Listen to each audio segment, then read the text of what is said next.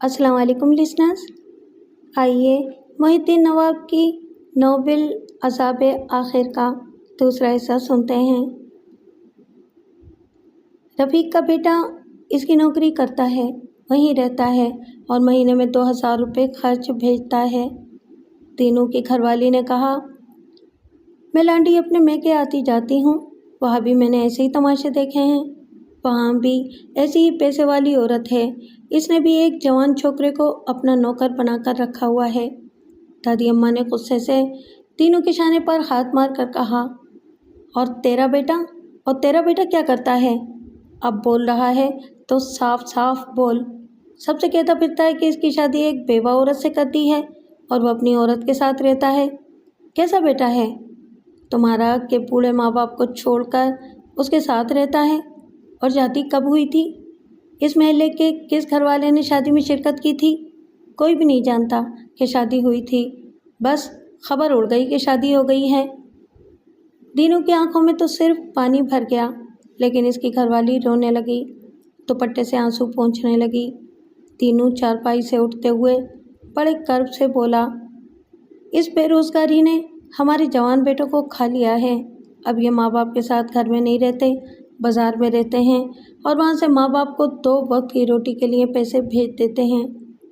इसकी घरवाली ने इसके साथ चलते हुए कहा, तीनू, जब बेटा बिछड़ गया तब हम रोए थे, इसके बाद अरसा गुजर गया, आज फिर हम क्यों रोने लगे हैं? हमने तो सब्र करना सीख लिया था।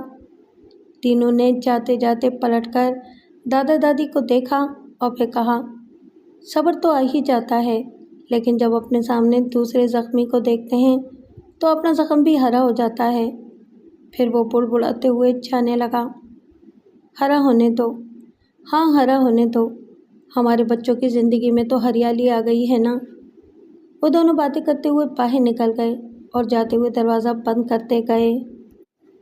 मेहरुनिसा ने अपने शौहर को देखा, वो होले होले काँप रहे थे, इनकी आंखों से आंसू बह रहे थे। वो 90 बरस के होने वाले थे, पुराने ज़माने की खालिस ग़िज़ाएँ खाते रहे थे, इसलिए हड्डियों में दम था।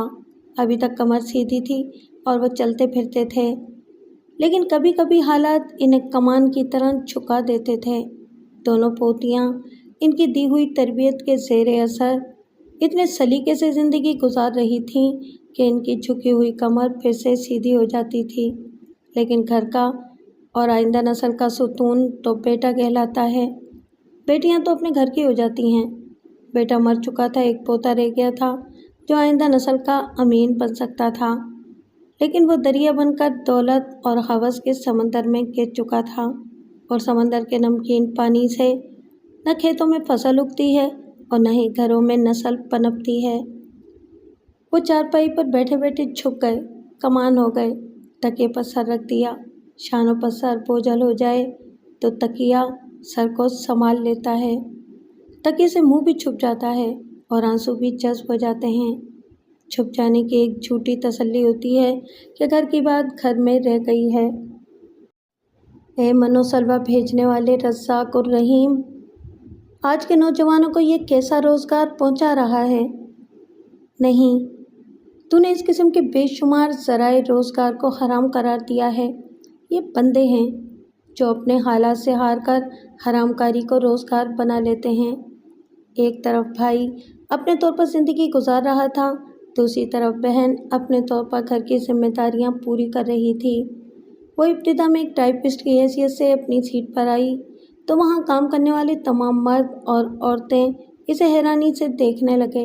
वो बड़ी सादगी से आई थी, चेहरे पर कोई मेकअप नहीं था, लेकिन बहुत ही साफ़ सुथरी, उजली उजली और नफासत पसंद नज़र आ रही थी। सबका ख्याल था कि इस तरह आने पर इसे वजाहत तलब की जाएगी, लेकिन ऐसी कोई बात नहीं हुई। वो अपने काम में मसरूफ़ रही। इब्तिदा में ये महसूस करती रही कि आसपास और दूर तक काम करने वाले कभी कभी इसे चौं नज़रों से देखते थे, आपस में कानाफूसी करते थे और एक दूसरे के करीब झुककर सरगोशी में पूछते थे, सिकंदर साहब ने वजाहत तलब नहीं की है? इतने डेकोरेट दफ्तर में ये बिल्कुल सादगी से आती है। कोई कहता था, अगरचे इसने मेकअप नहीं किया है, सीधे सादे अंदाज में आई है, لیکن ہے بڑی اسمارٹ اور پرکشش۔ کوئی کہتا تھا، بھائی میں تو کہتا ہوں اتنی بڑی فرم میں یہ سب سے نمایاں اور الگ تھلگ دکھائی دیتی ہے۔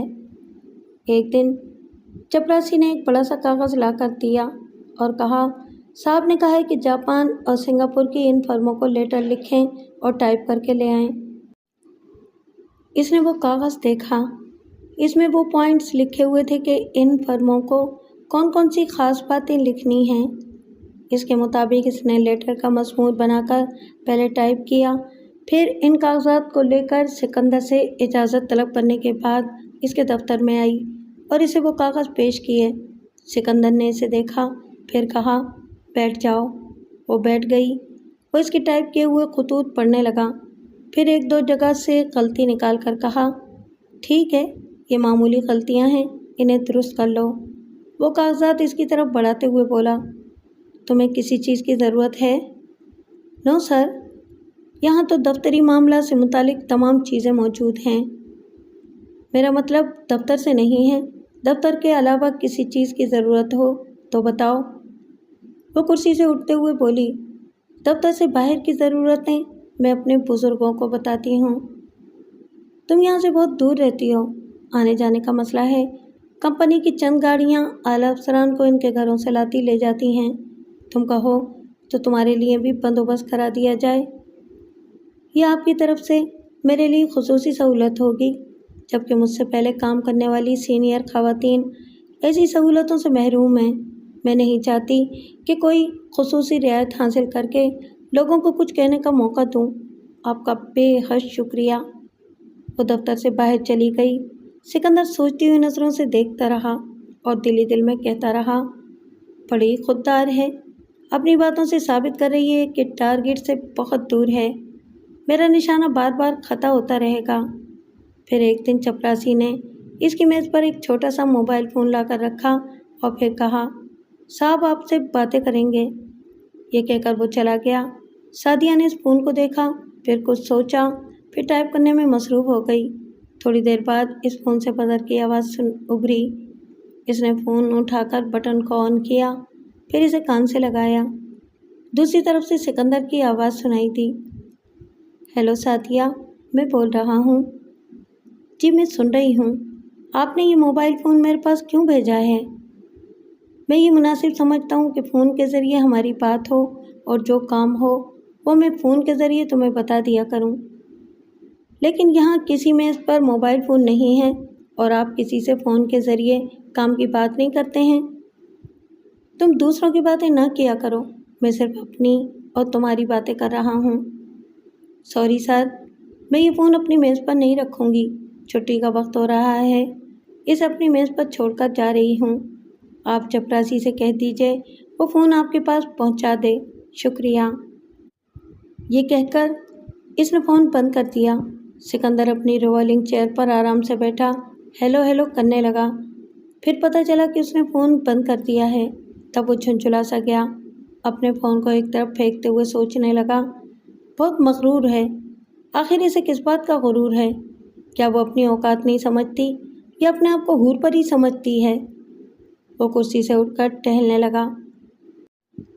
اسے پانی کے اندر رہنے والی اور ہاتھ میں آ کر پھسل جانے والی مچھلیوں کا شکار کرنا آتا تھا، جو پسند آ جاتی تھی اسے قیمتی تحائف پیش کرتا تھا، اور تحائف قبول کرنے کا مطلب یہی ہوتا تھا کہ لڑکی نکاح سے پہلے کہہ رہی ہے، ہاں قبول ہے۔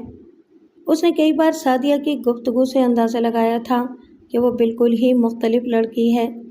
پہلے ہی کوئی تحفہ پیش کیا جائے گا تو وہ ہاتھ سے پھسل جائے گی، اس لیے اس نے تحفے کے بجائے دفتر سے تعلق رکھنے والا موبائل فون بھجوایا تھا۔ گویا وہ بھی ایک طرح کا تحفہ تھا، کیونکہ وہاں ملازم سینئر لڑکیوں کو اس طرح کی کوئی سہولت نہیں دی گئی تھی، لیکن اس نے اتنا مہنگا موبائل فون اپنے پاس رکھنے سے انکار کر دیا تھا۔ سب سے بڑی مجبوری غریبی ہے۔ یہ غریبی سونے کے جال میں پھنس جاتی ہے، لیکن اسے تو جیسے اپنی غربت اور محتاجی کا ذرا بھی احساس نہیں تھا۔ وہ پھر ٹہلتے ہوئے سوچنے لگا، میں غلط سوچ رہا ہوں۔ یہاں اسے ملازمت دینے کے بعد اس کی محتاجی کسی حد تک دور ہو چکی ہے، وہ اب پہلی جیسی مجبور نہیں رہی۔ اب دیکھنا یہ ہے کہ انسان اپنی ضرورتوں کے آگے گھٹنے ٹیکنے پر مجبور ہو جاتا ہے تو اس کی اہم ضرورتیں کیا ہیں؟ ایک نوجوان اور خوبصورت لڑکی کی سب سے اہم ضرورت یہی ہوتی ہے کہ وہ اپنے حسن کو چار چاند لگائے اور اس کے لیے میک اپ کا مہنگے سے مہنگا جدید سامان خرید کر استعمال کرے اور یہ ثابت کرے کہ وہ حسن و جمال میں کسی سے کم نہیں ہے۔ لیکن سعدیہ کی سادگی ان باتوں کو جھٹلا رہی تھی۔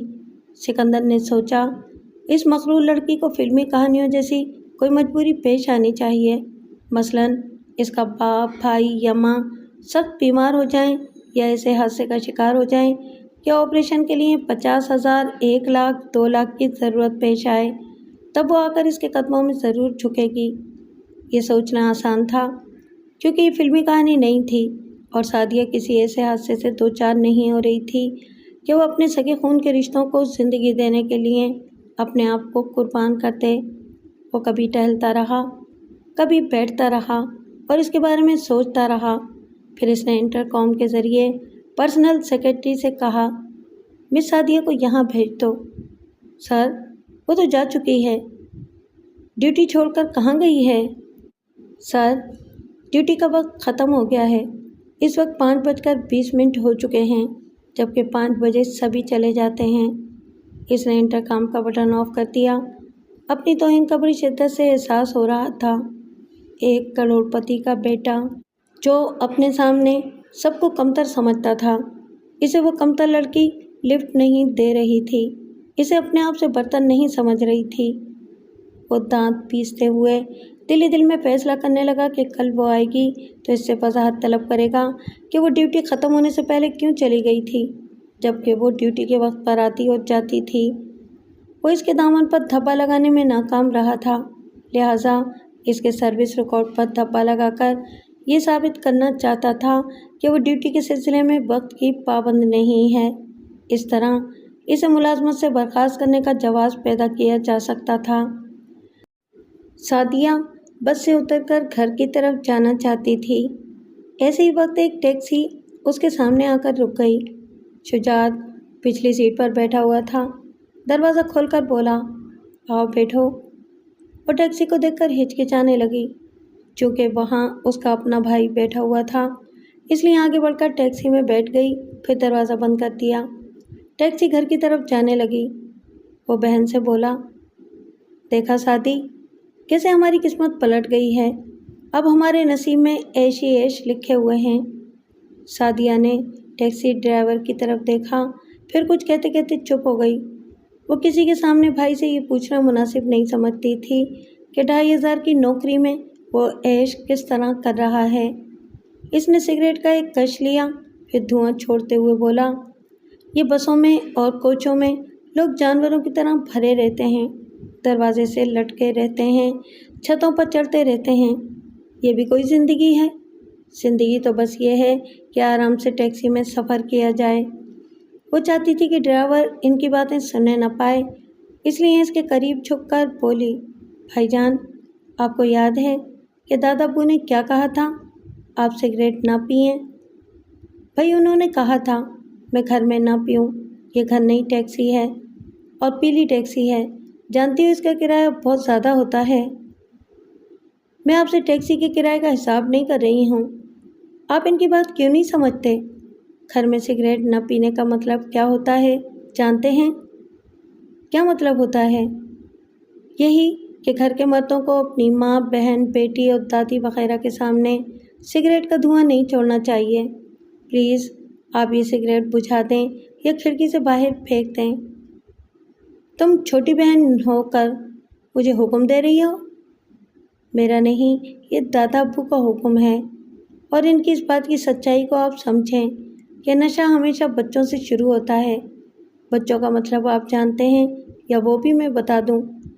بچوں کا مطلب ہے کہ نشہ نادانوں سے شروع ہوتا ہے۔ ٹیکسی محلے میں داخل ہو رہی تھی۔ اس نے کہا، اب اگر آپ نے سگریٹ نہ پھینکا تو میں دروازہ کھول کر اتر جاؤں گی، چلتی ٹیکسی سے کود جاؤں گی۔ اس نے بہن کو دیکھا۔ اس کی آنکھوں میں اسے یک بارگی دادا ابو کی جھلک نظر آئی۔ اس نے اس سے منہ پھیر کر سگریٹ کو کھڑکی سے باہر پھینک دیا۔ اس محلے کی گلیوں سے جب پیلی ٹیکسی گزرتی تھی تو لوگ دور ہی سے کہہ دیتے تھے کہ شجو صاحب تشریف لا رہے ہیں، کے ساتھ 2 کوڑی کا آدمی تھا۔ اب ایسا لگتا ہے جیسے کہیں کنواں کھودنے گیا تھا تو وہاں سے پیٹرول نکلنے لگا۔ دولت آپ ہی آپ زمین سے نکل کر اس کی جھولی میں گر رہی ہے۔ ٹیکسی دروازے کے پاس آ کر رک گئی۔ وہ دونوں ٹیکسی سے اتر کر کرایہ ادا کرنے کے بعد دروازے پر آئے اور دستک دی۔ ذرا سی دیر میں دروازہ کھل گیا۔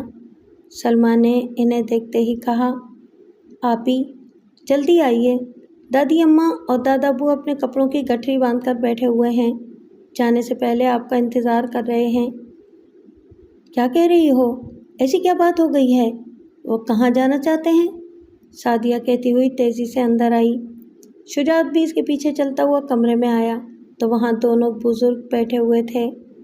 دادا نے سر اٹھا کر شجاعت کو گھورتے ہوئے دیکھا، پھر سعدیہ سے کہا، بیٹی میں تمہارا انتظار کر رہا تھا، میں اس گھر میں نہیں رہ سکتا، اس لیے ہم جا رہے ہیں۔ کہاں جا رہے ہیں؟ کیوں جا رہے ہیں؟ آخر کیا بات ہو گئی ہے دادا ابو؟ یہ تیرے ساتھ جو بے غیرت بھائی کھڑا ہوا ہے اس سے پوچھ، یہ باہر جا کر آخر کون سی نوکری کرتا ہے؟ یہ سنتے ہی شجاعت کے دماغ کو ایک جھٹکا سا لگا۔ گناہ گار کو اندازہ ہو گیا کہ گناہ پکڑا گیا ہے۔ سعدیہ نے ان کے قریب آتے ہوئے کہا، آپ کا اتنا کہہ دینا ہی کافی ہے۔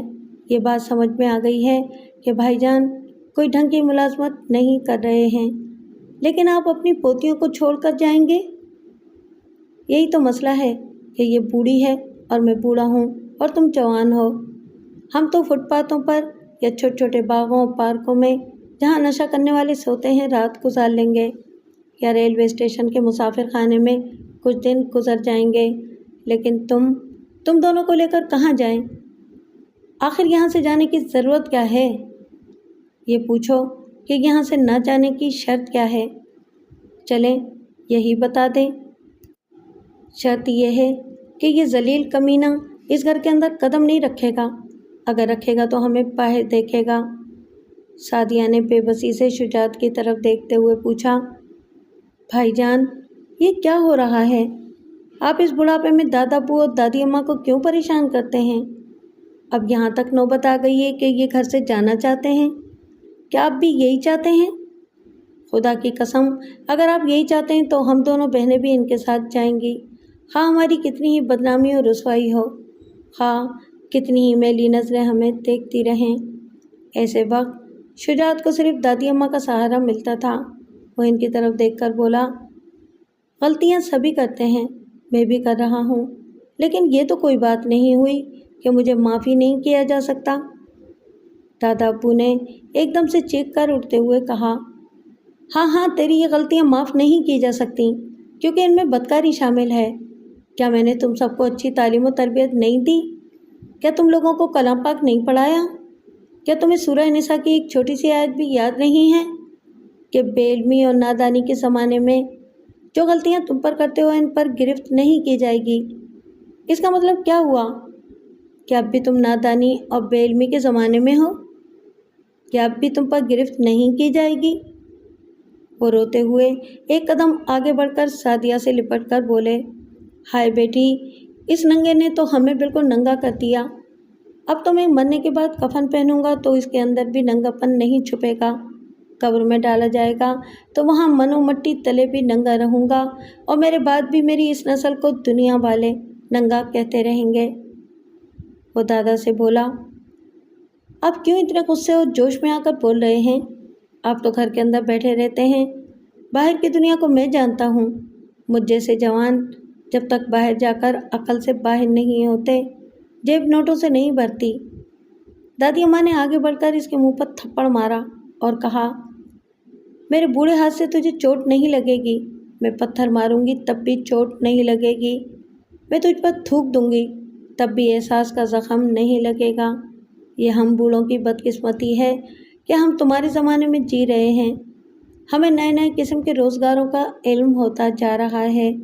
آج پتہ چلا کہ کوٹھے پر کسی عورت سے سودا ہوتا ہے اور کوٹھی میں مرد سے۔ تھو ہے تجھ پر۔ یہ کہہ کر دادی اماں نے ادھر ادھر دیکھا۔ ایک طرف جھاڑو پڑی ہوئی تھی वो झाड़ू उठाकर उसके मुंह पर मारती हुई बोली, तुझे चोट नहीं लगेगी, चोट सिर्फ गैरतमंदों को लगती है। लेकिन ये झाड़ू देख रहा है, इसे कचरा साफ किया जाता है। घर को साफ सुथरा रखकर कचरे को बाहर कूड़ेदान में फेंका जाता है। वो इसे झाड़ू मारती हुई कमरे से बाहर निकालते हुए बोली, इस झाड़ू की अहमियत को समझता है? ये घर में रहे तो घर की सफाई करके कचरा बाहर फेंक देती है। अगर इसी तरह तमाम घर अंदर से साफ सुथरे हों, माहौल अच्छा हो, तो दुनिया इतनी मैली ना हो जितनी तुम लोग बना रहे हो। वो फिर इसे झाड़ू से मारती हुई बोली, बोल बेगैरत कि हम बुजुर्ग झाड़ू हैं, ज़हनों की सफाई करते हैं। बोल बेगैरत, इस झाड़ू को घर में रहना चाहिए या कचरे को घर में रहना चाहिए? अगर कचरे को घर में रहना चाहिए तो हम जा रहे हैं, और अगर झाड़ू को घर में रहना चाहिए तो अभी इसी वक्त तू इस घर से निकल जा। दोनों बहनें अपने अपने आंचल से मुंह छुपाकर रो रही थीं। बहुत सी बातें इनकी समझ में आ गई थीं। वो अगरचे रो रही थीं, लेकिन हकीकतन अपने अपने आंचल में शर्म से मुंह छुपाए हुए थीं। अगर आंसू इनके बस में होते तो वो आबे हया को भी आंखों के पीछे छुपाकर रख लेती। दादा अब्बू की आंखें तरबतर थीं। आदमी अगर धूप में खड़ा हो तो इसके अंदर की कालक साया बनकर निकल पड़ती है। इस कालक को, इस मैल को छुपाने के लिए साए में आना पड़ता है, और इन्हें साया नहीं मिल रहा था। दोनों पोतियों ने आंचल में बहुत कुछ छुपा लिया था। इनके पास छुपाने के लिए एक रुमाल भी नहीं था। बेटा हो या पोता, वो रुमाल की तरह होता है, और इनका एक ही रुमाल था जो फट गया था। जिंदगी क्या है? जलते हुए सूरज के नीचे झुलसते रहने और चलते रहने का नाम जिंदगी है। सादिया अपना छोटा सा हैंडबैग लिए बस के पहले स्टॉप पर आई। वहाँ कुछ औरतों और मर्दों की भीड़ थी। इस पहले स्टॉप पर कई बसें खड़ी हुई थीं, लेकिन चल नहीं रही थीं। कई लोग वापस जा रहे थे। सादिया ने एक खातून से पूछा, क्या बात है, आज बस नहीं चल रही है? खातून ने कहा, इन लोगों ने अचानक हड़ताल कर दी है। पेट्रोल महंगा हो गया है, ये किराया बढ़ाने का मुतालबा कर रहे हैं, और हुकूमत इनका मुतालबा मान नहीं रही, और ये अचानक किसी ऐलान के बगैर हड़ताल करके हमें परेशान कर रहे हैं। मुझे अपने बेटे के पास अस्पताल जाना था, समझ में नहीं आता क्या करूं। ये तो सादिया की भी समझ में नहीं आ रहा था कि क्या करें।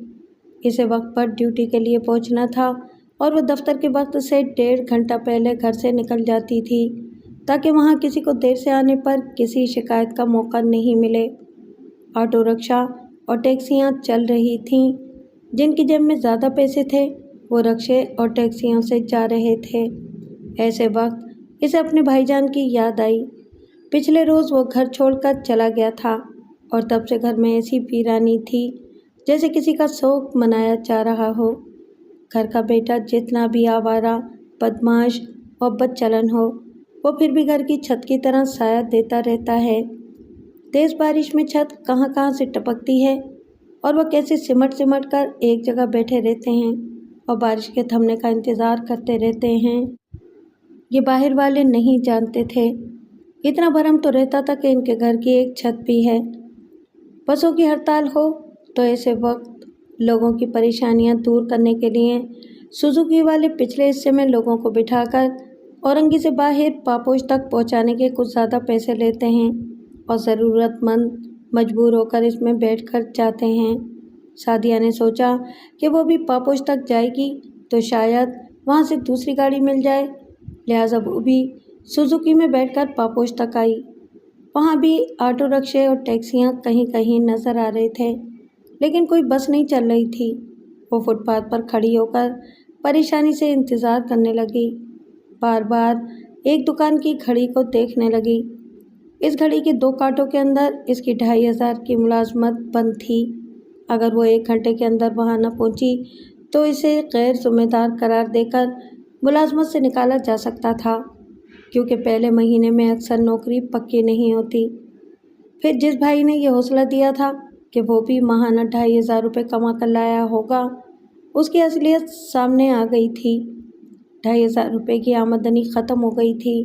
اگر سعدیہ کی طرف سے بھی یہی ہوتا تو پھر وہی غریبی، مفلسی، محتاجی اور محلے پڑوس میں جا کر قرض مانگ کر کسی طرح دن گزارنے کا پرانا سلسلہ شروع ہو جاتا۔ اس نے سامنے والے فٹ پاتھ کی طرف دیکھا۔ اسے اپنی ایک سہیلی روزینہ نظر آئی۔ وہ ایک قیمتی کار میں وہاں آئی تھی، خود اسے ڈرائیو کرتی ہوئی آئی تھی اور وہاں آ کر کار سے اتر کر ایک بڑے سے جنرل اسٹور میں جا رہی تھی۔ اس نے میٹرک کرنے کے بعد کالج میں ایڈمیشن لیا تھا اور وہیں اس کی ملاقات روزینہ سے ہوئی تھی۔ دونوں بہت اچھی سہیلیاں بن گئی تھیں۔ وہ بھی خوبصورت تھی، بلکہ سعدیہ سے زیادہ خوبصورت اس لیے لگتی تھی کہ خوب میک اپ کر کے اور ہیئر اسٹائل بنا کر آیا کرتی تھی، اچھے لباس پہنا کرتی تھی۔ اس وقت اس کی مالی حیثیت ایسی نہیں تھی کہ وہ کار وغیرہ خرید سکتی، لیکن آج خود وہ ایک کار ڈرائیو کر کے اس جنرل اسٹور تک آئی تھی۔ سعدیہ سڑک پار کر کے اس کی کار کے پاس آئی۔ وہ کار نئی اور خوبصورت تھی۔ اس نے جھانک کر اندر دیکھا، پھر وہ ایک بڑے سے جنرل اسٹور میں آئی۔ وہاں روزینہ ایک کاؤنٹر کے پاس کھڑی ہوئی خواتین کے استعمال کی کچھ چیزیں خرید رہی تھی۔ کاؤنٹر کے پیچھے آئینہ تھا۔ اس نے خریدتے ہوئے آئینے کی طرف دیکھا۔ اسے سعدیہ نظر آئی۔ اس نے کچھ سوچا، پھر ایک دم سے پلٹ کر بولی، ارے سعدیہ، یہ تم ہو؟ وہ تیزی سے آگے بڑھتی ہوئی پھر اسے مصافحہ کرتے ہوئے بولی، او گاڈ، کتنے عرصے بعد ہم مل رہے ہیں، آخر تم کہاں ہو؟ سعدیہ مسکراتی ہوئی بولی، وہیں ہوں جہاں ملی تھی۔ وہ حیرانی سے بولی، یعنی تم اب بھی اسی کچی آبادی میں رہتی ہو؟ کیا شادی ہو گئی؟ نہیں، میں ایک پرائیویٹ فرم میں جاب کر رہی ہوں۔ آج گھر سے نکلی تو پتہ چلا کہ بس والوں نے ہڑتال کی ہے۔ میرے لیے تو آفس پہنچنا ایک مسئلہ بن گیا ہے۔ وہ ہنستی ہوئی بولی، کوئی مسئلہ نہیں ہے، میرے پاس کار ہے، میں تمہیں پہنچا دوں گی، جسٹ اے منٹ۔ روزینہ نے کچھ چیزیں خرید کر اس کا بل ادا کیا، پھر سعدیہ کا ہاتھ تھام کر فٹ پاتھ پر آ کر بولی، یہ ہے میری کار۔ کیا یہ تمہاری اپنی کار ہے؟ اور نہیں تو کیا، یہ میری اپنی کار ہے اور سوسائٹی میں ایک بہت بڑا لگژری اپارٹمنٹ ہے، وہ بھی میری ملکیت ہے۔ سعدیہ نے حیرانی سے پوچھا، تمہارے میاں کیا کرتے ہیں؟ وہ ہنستی ہوئی دروازہ کھولتی ہوئی بولی، میں میاؤں میاؤں جیسی چیزیں نہیں پالتی، آؤ بیٹھو۔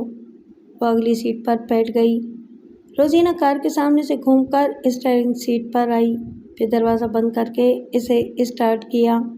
اسے آگے بڑھاتے ہوئے بولی، کہاں جانا ہے؟ کس فرم میں کام کرتی ہو؟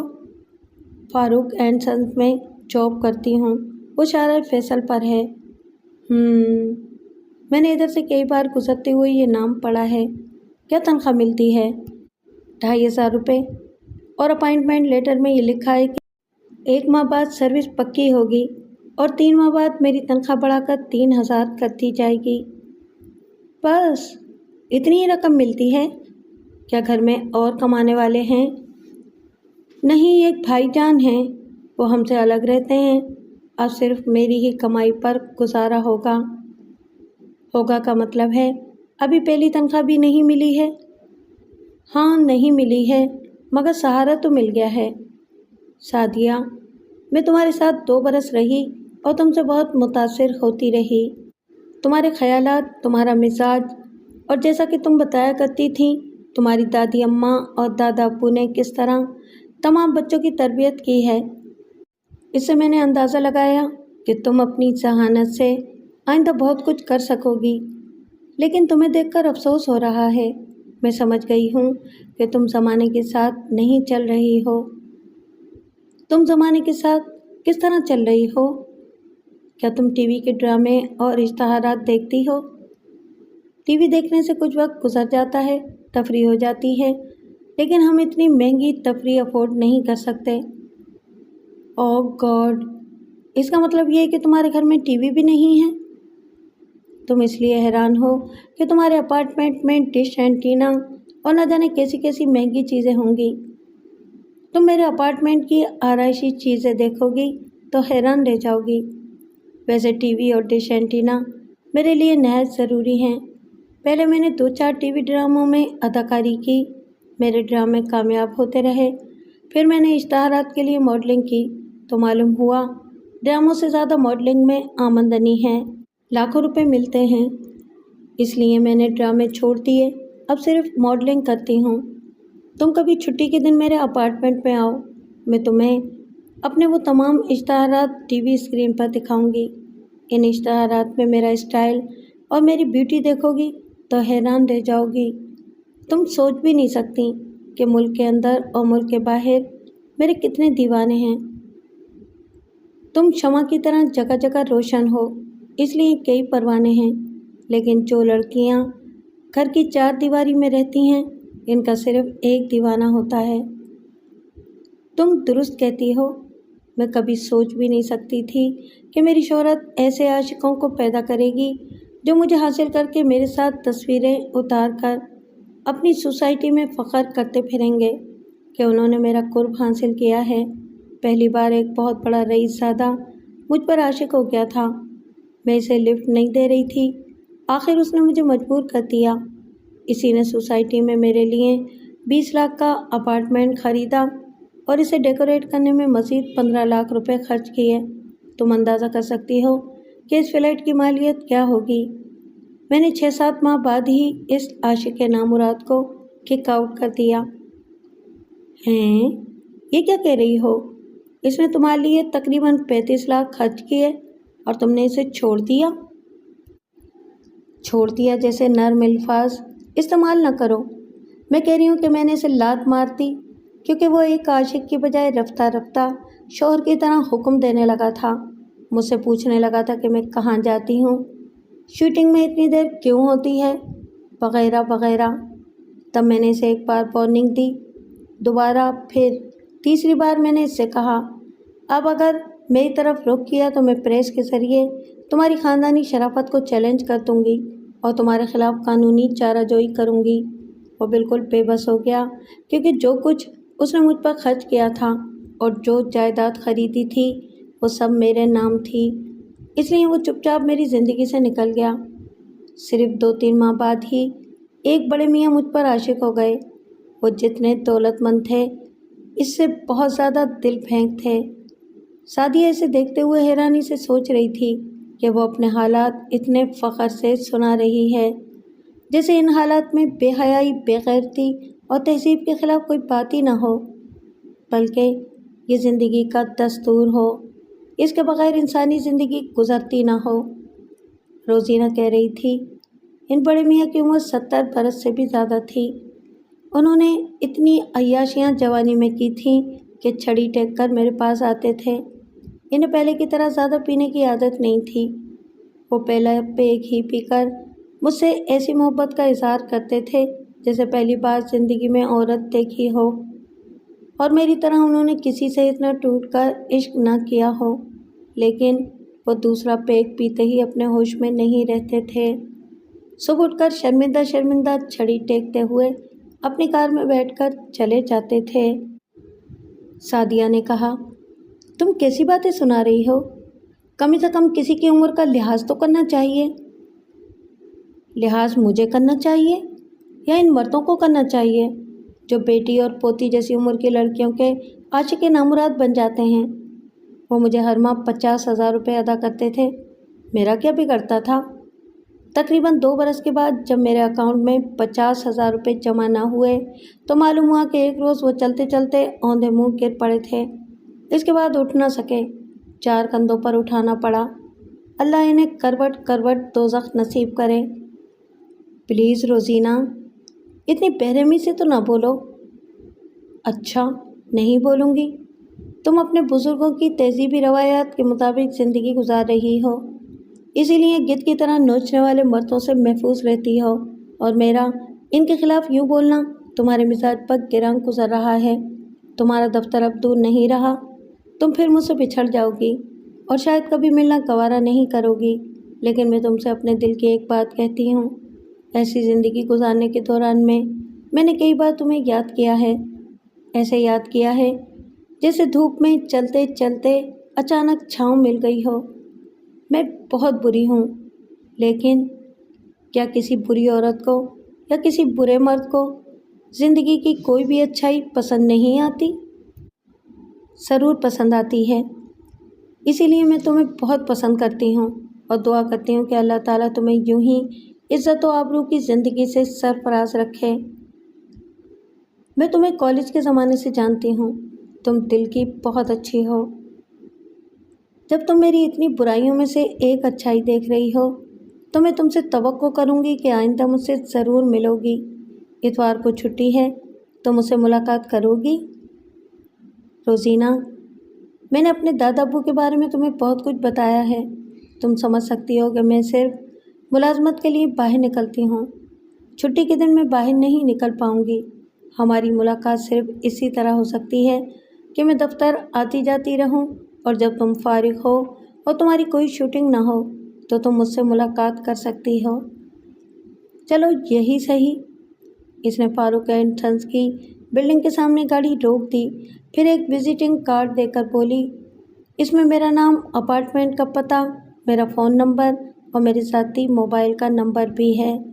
کبھی مجھ سے بات کرنا چاہو تو فون پر کر سکتی ہو۔ سعدیہ نے اسے کارڈ لے کر اپنے چھوٹے سے ہینڈ بیگ میں رکھنے کے بعد اس سے مصافحہ کرتے ہوئے کہا، میں ضرور فون کروں گی، تمہارا بہت بہت شکریہ، آج تم نے وقت سے پہلے مجھے دفتر پہنچا دیا ہے۔ تم غیروں کی طرح باتیں نہ کرو، کچھ بھی صحیح، تمہارے لیے وہی پہلی والی سہیلی ہوں جو کالج کے زمانے میں تھی۔ جب بھی تمہیں میرا خیال آئے تو مجھ سے فون پر صرف اس لیے ضرور بات کرنا کہ میں دھوپ میں کھڑی ہوں اور تم میرے لیے چھتری بن کر آ گئی ہو۔ روزی، تم نے میرے لیے بہت اونچی بات کہتی ہے، اس کے جواب کے لیے میرے پاس الفاظ نہیں ہیں، بس اتنا کہہ سکتی ہوں کہ تم اندر سے وہی خوبصورت اور معصوم سی سہیلی ہو اور میں تمہیں کبھی نہیں بھولوں گی۔ یہ کہہ کر وہ کار سے اتری اور الوداعی انداز میں ہاتھ ہلا کر عمارت کے اندر چلی گئی۔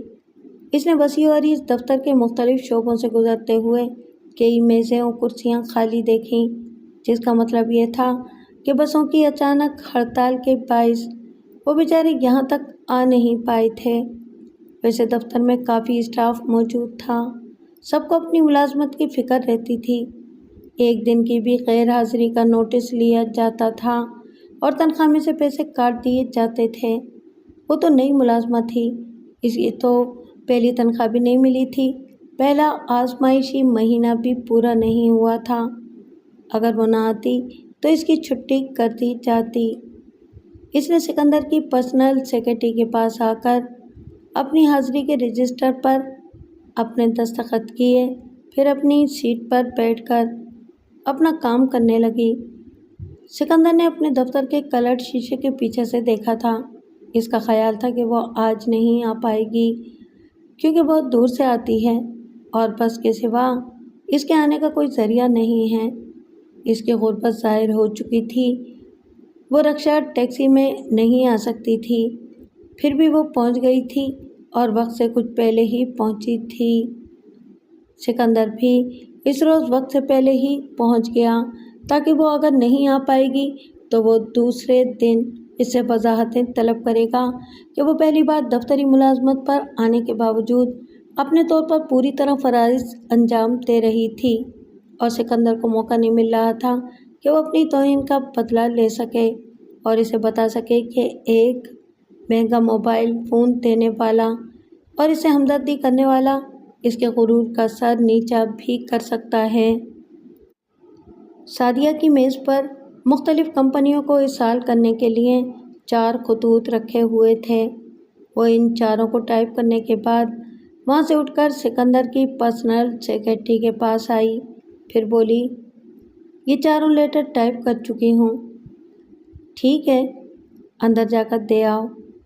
وہ اس کے دفتر کے دروازے پر آئی، پھر مائک کو آن کر کے کہا، میں سعدیہ ہوں، آپ کے لیٹرز ٹائپ کر چکی ہوں۔ اسپیکر سے آواز آئی، کم ان۔ وہ دروازہ کھول کر اندر آئی، پھر دروازے کو بند کر کے میز کے قریب آ کر وہ فائل اس کے سامنے رکھ دی۔ اس نے فائل کھولتے ہوئے پوچھا، آج تو بسوں کی ہڑتال ہے، تم کیسے آ گئیں؟ دفتر میں سارا اسٹاف کسی نہ کسی طرح آیا ہے، کیونکہ روزی کا مسئلہ ہے، اسی طرح میں بھی چلی آئی۔ تم کھڑی کیوں ہو؟ ऑफिस डिसिप्लिन के मुताबिक बॉस के सामने खड़ा रहना चाहिए। इजाज़त मिलने के बाद बैठ सकती हूँ। ऑल राइट, बैठ जाओ। पता नहीं कितना पैदल चलकर आई हो, थक गई होगी। वो खामोश रही। वो समझ रही थी कि वो उगलवाना चाहता है कि वो किस तरह आई है। ज़रूर किसी से लिफ्ट ली होगी। अगर लिफ्ट ली होगी तो शाम के वक्त वो भी अपनी गाड़ी में लिफ्ट देकर इसे इसके घर पहुंचा सकता है। वो दुरुस्त सोच रही थी। जवाब न मिलने पर इसने पूछा, खामोश क्यों हो? तुमने मेरी बात का जवाब नहीं दिया। इसने अनजान बनकर पूछा, कौन सी बात? यही कि तुम इतनी दूर से कैसे आई हो? सर, यह ऑफिस से बाहर की बात है और इसका ताल्लुक़ मेरी अपनी ज़ात से है। प्लीज़ आप सिर्फ ऐसे सवालात करें जिनका ताल्लुक़ दफ्तरी मामलात से हो। कारोबार की तरक्की का ताल्लुक़ इस कंपनी के मुलाजमीन से भी होता है। हर मुलाजिम को पब्लिक रिलेशनशिप का ख्याल रखते हुए हंसना बोलना चाहिए या कम से कम मुस्कुराना चाहिए, लेकिन तुम हमेशा खुश्क लहजे में बोलती हो। आप दफ्तर में किसी से पूछ लें, मैं गुफ्तगू करते वक्त मुस्कुराती हूँ, लेकिन गैर ज़रूरी मुस्कुराहट के बायस सामने वाले को गलतफहमी हो सकती है। तुम ये कहना चाहती हो कि तुम्हारे मुस्कुराने से मैं गलतफहमी का शिकार हो जाऊँगा? मैं आपको कैसे कह सकती हूँ? आप आसमान हैं, मैं ज़मीन हूँ। चलो यूँ ही सही, मैं आसमान हूँ तो ज़मीन वाले आसमान पर ईद का चाँद देख देख कर मुस्कुराते तो हैं। मुस्कुराने वाले बड़ी नादानी करते हैं। ईद का चाँद सिर्फ एक दिन की खुशी लाता है। अगर मैं सारी उम्र की खुशियाँ देना चाहूँ तो? आपका ये सवाल मायना खेज है। जहाँ तक मैं इस सवाल के मायने समझ रही हूँ तो इसका जवाब मैं नहीं, मेरे दादा अब्बू देंगे। वह हैरानी से बोला, दादा अब्बू? कमाल करती हो। मैं तुम्हें सारी उम्र की खुशियाँ देना चाहता हूँ, इसमें दादा अब्बू से पूछने की क्या बात है? यहाँ मेरी सर्विस का भी 1 माह भी पूरा नहीं हुआ। आपने 25 दिनों में मुझे अब तक नहीं समझा है। चूँकि नहीं समझा है इसलिए समझा दूँ। मुझ जैसी लड़कियाँ अपने वालिदैन या सरपरस्तों की रजामंदी के बग़ैर मिलने वाली उम्र भर की खुशियाँ तो क्या, लम्हे भर की खुशियों पर भी थूक देती हैं। वो गुस्से से बोला, माइंड योर लैंग्वेज प्लीज़। मैं तुम्हें खुशियाँ देना चाहता हूँ और तुम थूकने की बात कर रही हो। वो उठकर खड़ी हो गई, फिर बोली, आप इतने दिनों से मायना खेज गुफ्तगू करते आ रहे हैं। मेरी समझ में नहीं आ रहा था कि जवाबन क्या करना चाहिए। मैं अपनी हैसियत के मुताबिक संजीदगी से माकूल जवाबात देती रही। आपने मोबाइल फ़ोन पेश किया, वो भी मायना खेज था। अगर मैं कहती कि आपकी नीयत में फतूर है तो आप कहते कि आपने दफ्तरी सहूलत के लिए मुझे फ़ोन दिया है। मैं कुछ कह नहीं सकती थी। मेरे अंदर मेरी शर्म व हयात चीखती रही कि मुझे ये मुलाजमत छोड़कर फ़ौरन चला जाना चाहिए, लेकिन कैसे छोड़ती? भाई का सहारा था, वो नहीं रहा। मैं भी मुलाजमत छोड़ दूँ तो घर में तीनों वक्त फाके होंगे। वो इसकी मजबूरियाँ और फाकों की बातें सुनकर तंज़ीह अंदाज में मुस्कुराने लगा। वो बोली, मैं आपसे तुम पर आ रही हूँ, तुम मेरे हालात पर मुस्कुरा रहे हो। आज मैंने सांप को पिटारी से बाहर निकाल लिया है, लिहाजा मैं ये मुलाजमत छोड़कर जा रही हूँ। अभी जाकर इस्तीफ़ा लिखती हूँ और इसे तुम्हारी सेक्रेटरी से वसूल कराती हूँ। मेरी 25 दिन की तनख्वाह मिल जाएगी तो हमारे कुछ दिन गुजर ही जाएंगे।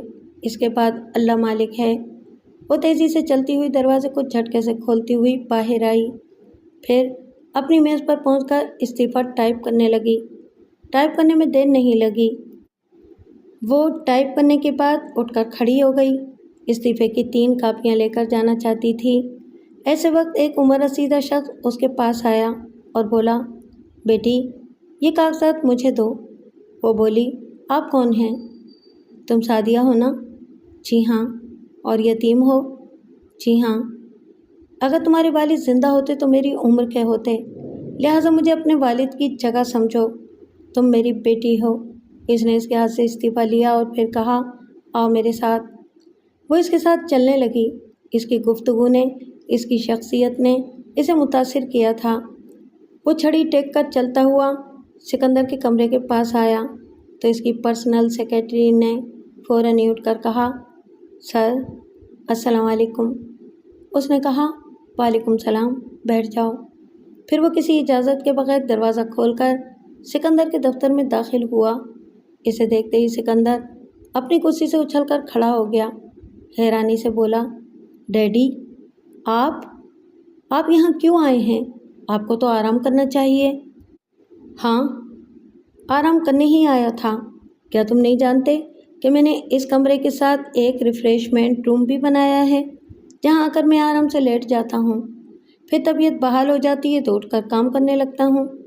डॉक्टरों की हिदायत से मजबूर होकर मैं इतने दिनों तक घर में पड़ा रहा। आज मुझसे रहा ना गया तो यहाँ आकर रिफ़्रेशमेंट रूम में आराम कर रहा था और तुम दोनों की बातें सुन रहा था। वो बोलता हुआ इस रिवॉल्विंग चेयर पर आकर बैठ गया, जहाँ पहले सिकंदर बैठा हुआ था, और सिकंदर इससे कुछ फासले पर दोनों हाथ बांधे हुए बड़े अदब से खड़ा हुआ था। सादिया हैरानी से इन बाप बेटे को देख रही थी। फिर उसने कहा, सर, आप यहाँ के मालिक हैं? नहीं बेटे, मालिक तो खुदा है। तुम बैठो। वो एक कुर्सी पर बैठ गई। सिकंदर भी बैठने वाला था। फारूक अहमद ने डांट कर कहा, तुमसे किसने बैठने को कहा है? वो फिर सीधा खड़ा हो गया। बाप ने कहा, तुम समझते हो कि मैं घर में आराम कर रहा था और अपने दफ्तर से, अपने कारोबार से बिल्कुल गाफिल हो गया था? यहाँ एक नौजवान लड़की कंप्यूटर के शोबे में है और वह कंप्यूटर ऐसे हैंडल करती है जैसे ये कोई स्कूल हो और वो यहाँ सीखने आई हो। इसके बावजूद तुमने इसे मुलाजिम रखा है। इसके पीछे कोई तो वजह होगी जिसे तुम्हारे बाप से ज़्यादा कोई नहीं समझता। जो लड़की टेलीफोन ऑपरेटर है वो तुम्हारी प्राइवेट कॉलें तुम तक पहुंचाती है, क्योंकि इस लड़की पर भी तुम्हारी ख़ास इनायात हैं। और प्राइवेट कॉलों का मतलब ये है कि ये खेल सिर्फ दफ्तर में ही नहीं, दफ्तर के बाहर भी खेला जाता है। मेरे अकलौते बरखुरदार, हमारी दुनिया में, हमारे मुल्क में, हमारे शहर में जितनी लड़कियां हैं, क्या वो सब बिकाऊ माल हैं? अगर हैं तो ऐसी किसी एक सादिया को ख़रीद कर दिखाओ, मैं मान जाऊंगा कि तुम मुझ जैसे कामयाब बिजनेसमैन के बेटे हो। फिर फारूक अहमद ने सादिया को देखकर कहा, जिस तरह मुझे दफ्तर के सारे स्टाफ के मुतालिक रिपोर्ट्स घर में मिलती रहती थीं, इसी तरह तुम्हारे बारे में भी कुछ बातें मालूम हुई। आज बहुत सी बातें मालूम हो गई। अभी इसी दफ्तर में तुमने मेरे बेटे से कहा था कि तुम हालात से बहुत मजबूर हो, एक भाई का भी सहारा नहीं रहा और ये नौकरी छोड़ने के बाद 3 वक्त फाके करोगी। शर्म हया से फाके करते करते मर जाओगी, मगर यहाँ मुलाजमत नहीं करोगी। और तुमने ये कर दिखाया। ये इस्तीफ़ा मेरे सामने मेज़ पर पड़ा है।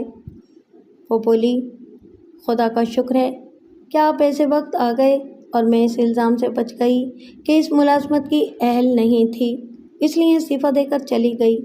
अब आपसे एक इल्तिजा है। मैंने तुम्हें बेटी कहा है, इसलिए इल्तिजा ना करो, बेटी बनकर मुतालबा करो। अगर सचमुच आपकी बेटी होती तो क्या आप इसको ऐसे दफ्तर में कदम रखने की इजाज़त देते जहां फातह आज़म सिकंदर हुक्मरानी करता है? अब इसकी हुक्मरानी नहीं रहेगी। मैं यहाँ का इंतज़ाम दोबारा संभाल लूँगा। फिर तो मैं कभी अपने आप को माफ़ नहीं करूँगी। एक बीमार बुज़ुर्ग जिसने मुझे बेटी कहा है, वो सिर्फ अपनी शराफत की बहाली और बेटे की गलती की तलाफ़ी के लिए यहाँ डॉक्टर की हिदायत के ख़िलाफ़ आए। मुझे अपने घर की एक बात किसी को नहीं बताना चाहिए, लेकिन आपको बताना चाहती हूँ। क्या आप सुनेंगे? हाँ बेटी, बोलो। मेरे दादा अब्बू ने मेरे भाईजान को घर से निकाल दिया है, क्योंकि वो बदकारी के ऐसे रास्ते पर पड़ गए हैं कि वो इनका साया भी अपनी जवान पोतियों पर देखना नहीं चाहते। मैं एक पोती हूँ और एक मेरी छोटी जवान बहन है। इसका नाम सलमा है।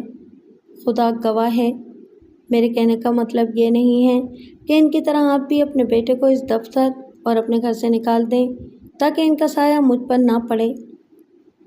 मुझे यकीन है कि तुम साफ दिली से कह रही हो, लेकिन मैं ज़बान का सच्चा हूँ और मैंने तुम्हें बेटी कहा है, तो फिर मेरा भी यही फ़र्ज़ बनता है कि मैं अपने बेटे को दफ्तर से ही नहीं, अपने घर से भी निकाल दूँ, इसे आग कर दूँ।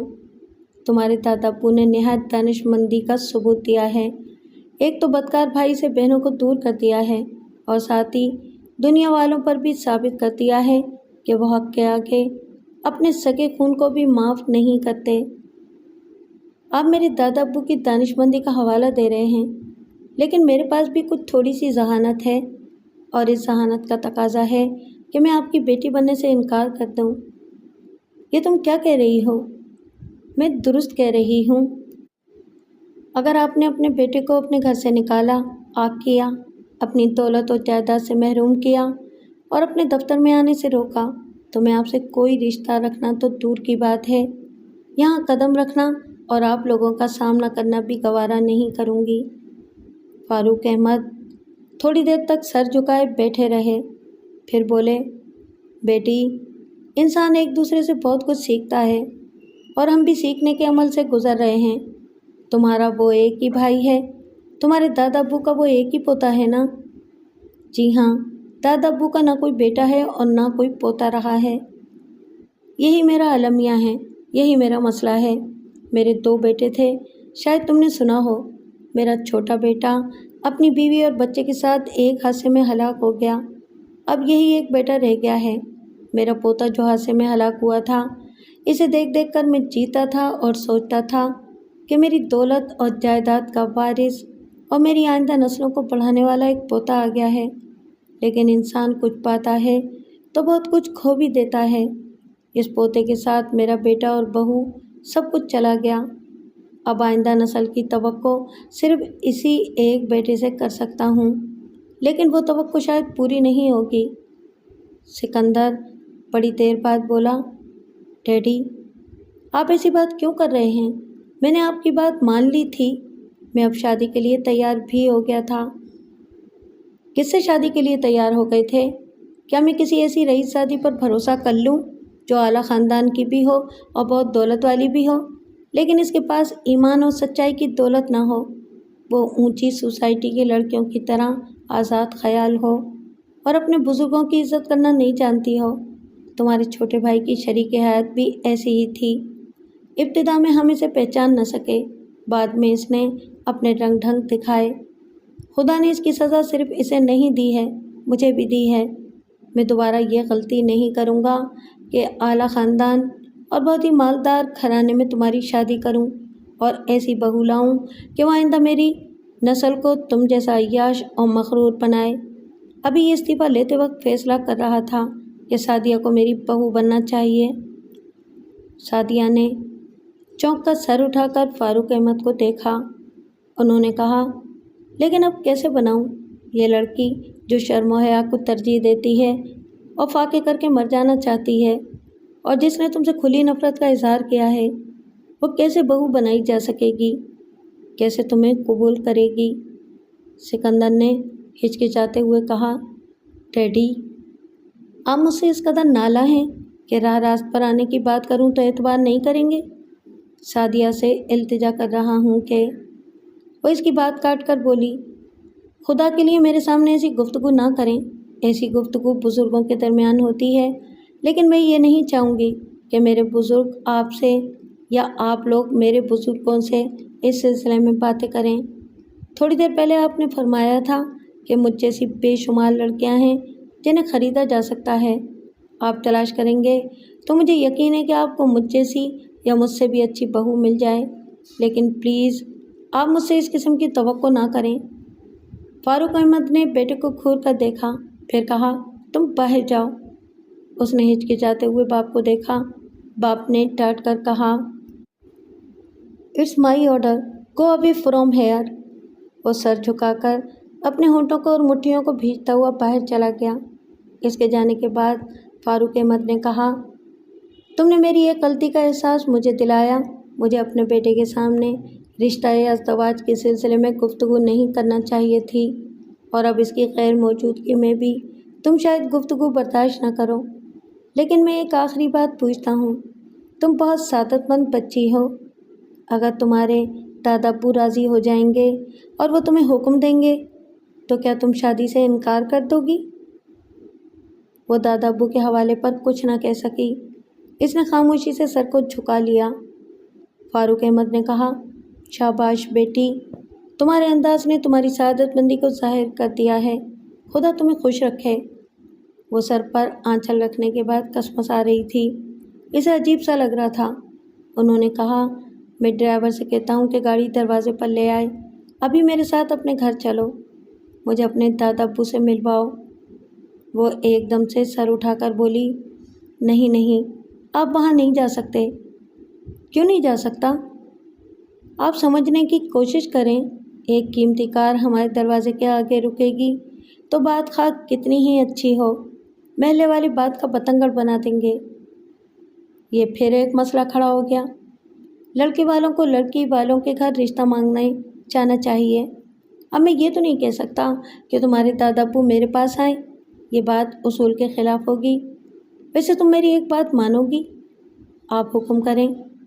میں اپنی بیٹی سمجھ کر حکم دیتا ہوں، ایک موبائل فون مجھ سے لے جاؤ اور اپنے دادا ابو کو دو، میں اس کے ذریعے ان سے بات کروں گا۔ انہوں نے انٹر کام کے ذریعے سیکرٹری سے کہا، چیف اکاؤنٹنٹ سے کہو مس سعدیہ کی 1 ماہ کی تنخواہ لے کر آئے اور رسید پر دستخط کرا لے۔ یہ کہہ کر انہوں نے بٹن آف کر دیا۔ ابھی پہلی تاریخ میں 5 دن باقی ہیں، آپ مجھے پوری ماہ کی تنخواہ کیوں دے رہے ہیں؟ اس لیے کہ آج بسوں کی ہڑتال ہے، میں تمہیں کار سے بھیجوں گا تو تم کار میں نہیں جاؤ گی، لیکن تمہارے پاس رقم ہوگی تو ٹیکسی میں جا سکو گی۔ مجھے افسوس ہے، ٹیکسی میں نہیں جاؤں گی۔ وہ کیوں؟ کچھ دنوں پہلے میرے بھائی جان ٹیکسی میں آتے جاتے تھے اور محلے میں طرح طرح کی باتیں بنتی تھیں۔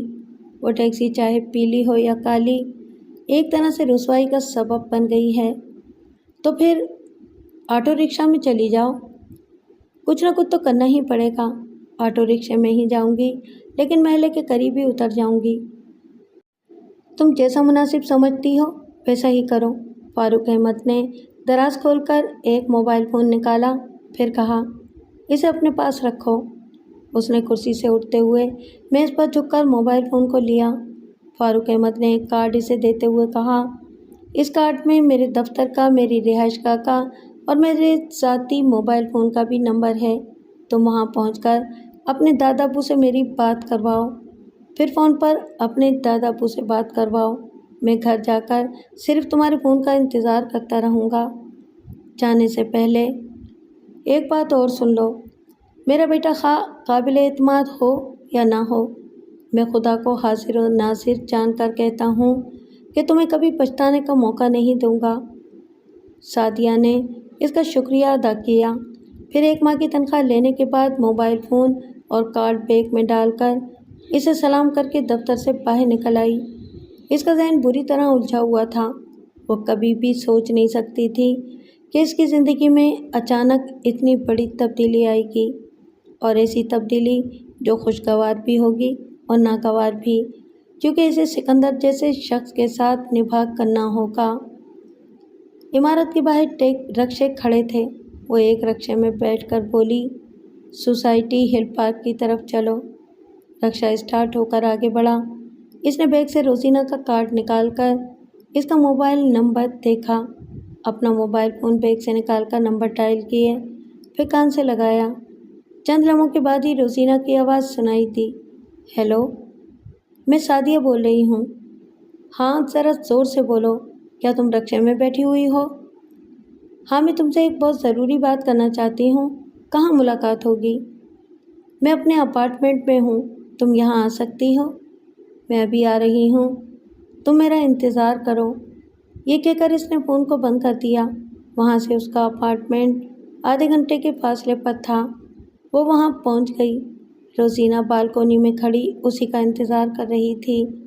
اسے دیکھتے ہی خوش ہو گئی، فوراً سیڑھی کے ذریعے نیچے آئی، پھر اسے مصافحہ کرتی ہوئی بولی، مجھے بڑی خوشی ہو رہی ہے تم میرے گھر آئی ہو، آؤ، بس یہی 1st فلور پر اپارٹمنٹ ہے۔ وہاں پہنچ کر وہ اپارٹمنٹ کا دروازہ کھول کر اس کے ساتھ اندر آئی، پھر بولی، آؤ تمہیں پورا اپارٹمنٹ دکھاؤں۔ سعدیہ نے اس کے شانے پر ہاتھ رکھ کر کہا، پھر کسی وقت دیکھ لوں گی، ابھی میرے پاس وقت نہیں ہے، گھر بھی پہنچنا ہے اور تم سے بہت ضروری بات کرنی ہے۔ وہ صوفے پر اسے بٹھاتے ہوئی بولی، ایسی کیا بات ہے؟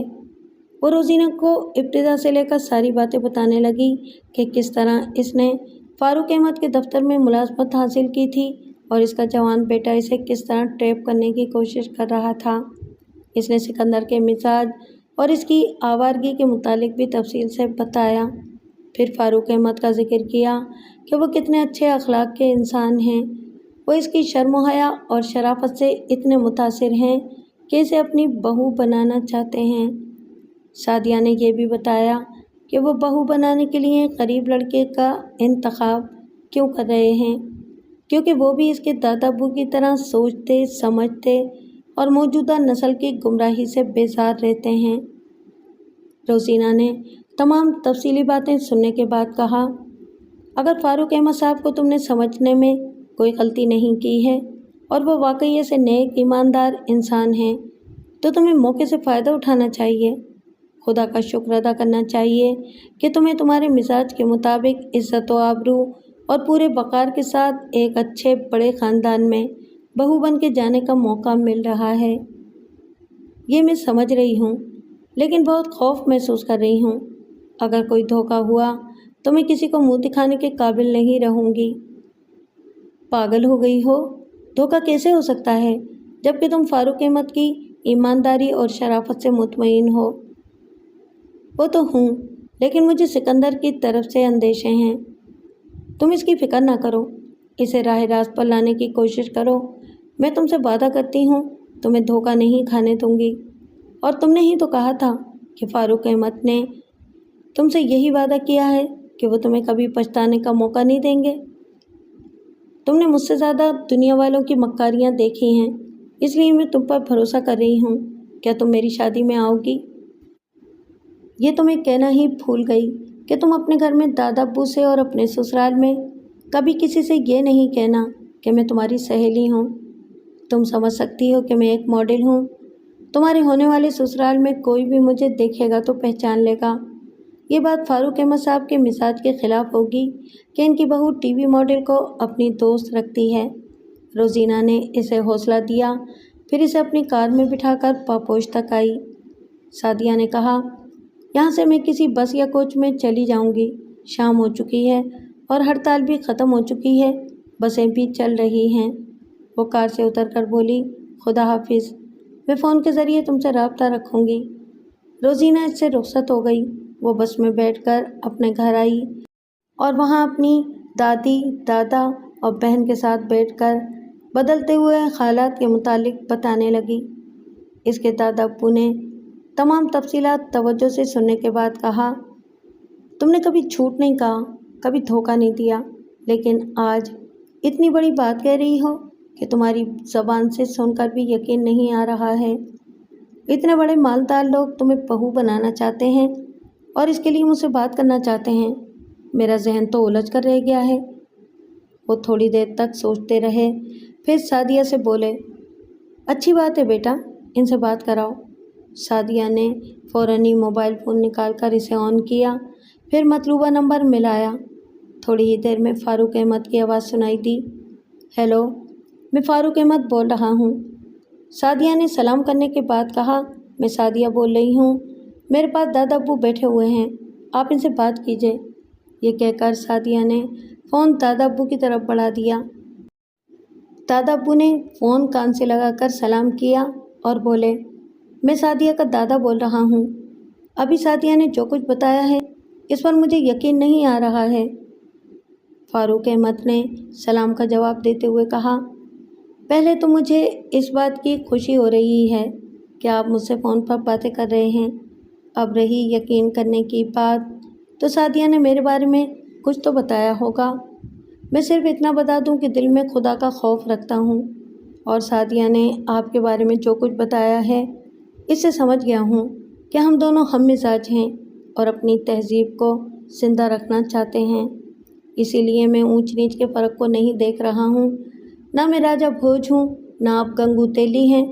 हम दोनों सिर्फ मुसलमान हैं। अल्लाह ताला आपको और ईमान दे।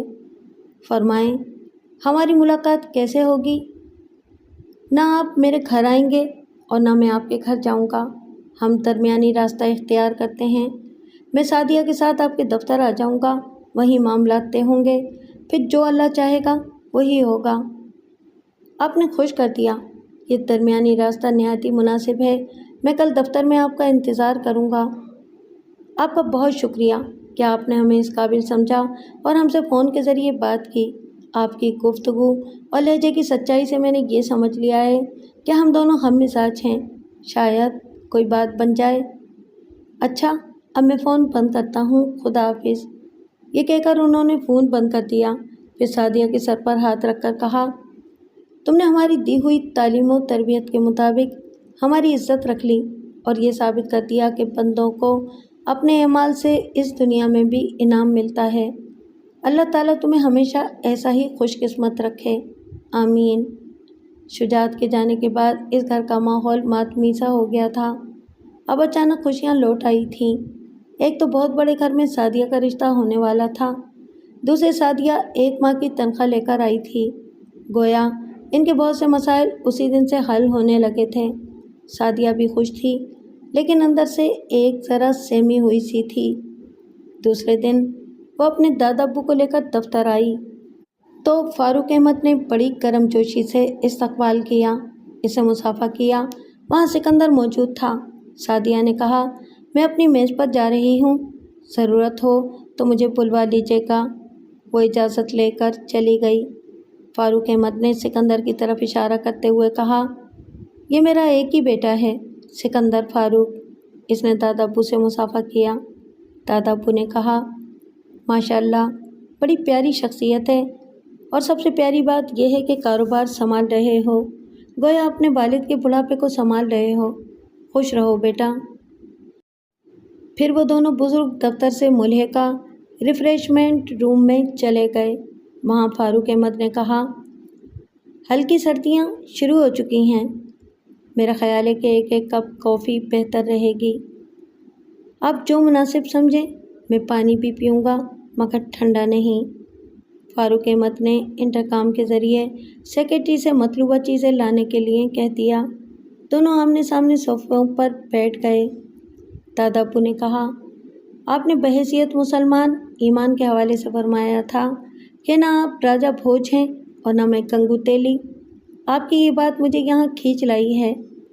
वैसे तो कहावतें बहुत हैं, मसलन मखमल में टाट का पैबंद नहीं लग सकता, लेकिन इस्लाम में ऐसी तफरीक रवा नहीं रखी जाती। बेशक बेशक साहिब मेराज हुजूर करीम सल्लल्लाहु अलैहि वसल्लम खजूर की चटाई पर सोते थे, कहाँ फर्श और कहाँ अर्श। कोई फ़र्क नहीं रहा तो फिर हमारे दरमियान क्यों फ़र्क रहे। हमारे मुल्क में देखते ही देखते दौलतमंद बन जाने वालों ने यह गलत तासुर कायम किया है कि सभी नाजायज़ तौर पर दौलत कमाते हैं, लिहाजा इनसे भलाई और ईमान की तवक्को नहीं रखी जा सकती। लेकिन आप जैसे हजरात ये मिसाल कायम करते हैं कि ईमान की हुदूद में रहकर भी दौलत कमाई जा सकती है, और हमारे दीन में इंसान को दौलत के मयार से नहीं, इसके अमाल से बदतरी हासिल होती है। फारूक अहमद ने कहा, हम उम्र की इस मंजिल पर हैं कि यकीन से कह सकते हैं कि अब हमारे चल चलाव का वक्त आ चुका है। हम बूढ़े अपनी आइंदा नस्ल के ज़रिए ही 21वीं सदी में अपनी शनाख्त पेश कर सकते हैं। आप बेटे के ज़रिए ना सही, सादिया बेटी के ज़रिए अपनी बेहतरीन शनाख्त पेश कर रहे हैं, और मैं अभी तक इस शनाख्त से महरूम हूँ। मेरी ये महरूमी, मेरी ये कमी अब आप भी पूरी कर सकते हैं। मैंने सुना है कि आपका एक और बेटा भी था जो आपकी बहू और पोते के साथ एक हादसे में हलाक हो गया। अभी वो पोता होता तो यकीनन आप इसे बेहतरीन तालीम और तरबियत देते। हम तो अपनी तरफ से पूरी कोशिश करते हैं, लेकिन हमारी मौजूदा नस्ल ने हमें मायूस किया है। आपका पोता आपके लिए बाइस नदामत है। इसी तरह मेरा बेटा सिकंदर फारूक, जिसे आपने अभी देखा है। मैं एक खोटा सिक्का आपके हवाले करने से पहले ये कह रहा हूँ कि माल दिया जाए और माल लिया जाए तो इसमें कोई खोट ना हो। अगर हो तो इसे सच्चाई से बयान कर दिया जाए। आपसे गुजारिश है कि आप वो खोट बयान ना करें। मुझे जिस हद तक सिकंदर के बारे में मालूम हो चुका है वही मेरे लिए काफ़ी है। کیونکہ میں اپنے پوتے کے حوالے سے بہت کچھ سمجھ سکتا ہوں۔ اگر آپ سمجھ رہے ہیں تو پھر میری ایک گزارش اور ہے، فرمائیے۔ اگر ہم غصے اور جوش میں آ کر اپنی اولاد کے پیروں تلے سے زمین کھسکا دیں گے تو وہ دوسری زمین کی طرف چلی جائے گی، جیسا کہ آپ کا پوتا چلا گیا ہے۔ میں بھی سکندر کے ساتھ یہی کر سکتا تھا، لیکن میں اسے سنبھالنے کی کوشش کر رہا ہوں۔ آپ بھی اپنے پوتے کو معاف کر دیں، اسے سنبھالنے کی کوشش کریں۔ اگر آپ میرے بیٹے کو قبول کر رہے ہیں تو پھر میں آپ کے پوتے کی ذمہ داری لینا چاہتا ہوں۔ مجھے صرف اس کا پتہ بتا دیں، میں خود اس سے ملوں گا اور بڑے پیار سے اسے راہ راست پر لانے کی کوشش کروں گا۔ اللہ تعالیٰ آپ کو مزید نیکیوں کی توفیق عطا فرمائے۔ آپ میری پوتی کے رشتے کی بات کر رہے تھے، اب ایسی بات کر رہے ہیں جو آپ کی دلی صداقت کو ظاہر کر رہی ہے۔ شکریہ۔ تو پھر آپ اپنے پوتے کا موجودہ پتہ مجھے بتائیں گے؟ میں نہیں جانتا کہ وہ کہاں ہیں، ویسے معلوم کر لوں گا۔ دراصل اسے گھر سے دور کرنے کے بعد میں اندر ہی اندر بہت ٹوٹ گیا ہوں۔ آخر اپنا خون ہے، ہم اور آپ دونوں ہی بزرگ ہیں، دونوں ہی بڑے ہیں، تو ہمیں بڑی نادانی سے اپنی اولاد کی بہتری کے لیے اقدامات کرنا ہوں گے۔ چلیں، یہ تو طے ہو گیا کہ آپ اپنی پوتی ہمیں دے رہے ہیں۔ اب بات کچھ آگے بڑھے۔ سعدیہ نے مجھے آپ کے گھر آنے سے منع کیا تھا، لیکن بارات لے کر تو مجھے آنا ہی ہوگا۔ مجھے کوئی اعتراض نہیں ہے، اس لیے کہ ہم شرعی طور پر نکاح پڑھوا رہے ہیں، کوئی غلط کام نہیں کر رہے، اس لیے آپ بارات لے کر آئیں، لیکن بہت سادگی سے۔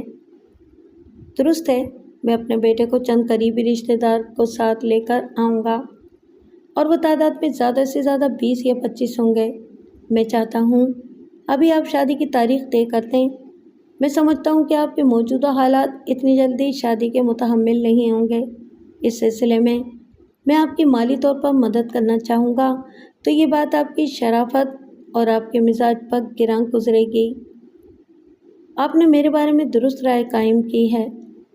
آج کا زمانہ ایسا ہے کہ لڑکیاں جب ملازمت کے لیے باہر نکلتی ہیں تو اس کا مطلب صرف یہ نہیں ہوتا کہ وہ گھر کے اخراجات پورے کر رہی ہیں، وہ اپنے بزرگوں پر بوجھ نہ بننے کے لیے اپنی ماہانہ تنخواہ سے شادی کے لیے کچھ رقم جمع کرتی ہیں، پھر اسی رقم سے وہ ایک دن بیاہ دی جاتی ہیں۔ اس پر تو آپ کو اعتراض نہیں ہونا چاہیے۔ ہاں، اب تو دور ہی ایسا آ گیا ہے، لڑکیوں کو بھی پانی پینے کے لیے خود ہی کنواں کھودنا پڑتا ہے۔ ویسے میری ہونے والی بہو کو اب ملازمت نہیں کرنی چاہیے، لیکن حالات کہتے ہیں کہ بہو بننے تک وہ ملازمت کر سکتی ہے۔ اس لیے اب میں ایک فرم کے مالک کی حیثیت سے اپنی ملازمت کرنے والی کارکن کے سلسلے میں کوئی بھی فیصلہ کر سکتا ہوں۔ کیا آپ اس سے انکار کریں گے؟ نہیں، بحیثیت مالک جو بھی آپ فیصلہ کریں گے اس سے مجھے انکار نہیں ہوگا۔ شکریہ۔ میں اپنی ہونے والی بہو کو ماہانہ تنخواہ کے حساب سے 1 برس کی تنخواہ یکمشت دینا چاہتا ہوں۔ شرط یہ ہوگی کہ سعدیہ شادی کے بعد بھی اس وقت تک یہاں ملازمت کرتی رہے گی جب تک میری دی ہوئی پیش کی رقم وصول نہ ہو جائے۔ یہ بالکل جائز اور معقول بات ہے یا نہیں؟ بالکل معقول ہے، کیونکہ میری پوتی شادی کے بعد آپ کی بہو ہونے کے باوجود ملازمت کرتی رہے گی۔ پھر آپ کی تمام رقم ادا کرنے کے بعد وہ اور آپ فیصلہ کریں گے کہ وہ آگے بھی ملازمت کرے گی یا نہیں۔ یہاں تک تمام معاملات طے ہو گئے۔ اب آپ سے گزارش ہے کہ 15 دن کے اندر اندر شادی کی تاریخ دیں۔ انہوں نے حیرانی سے پوچھا، اتنی جلدی؟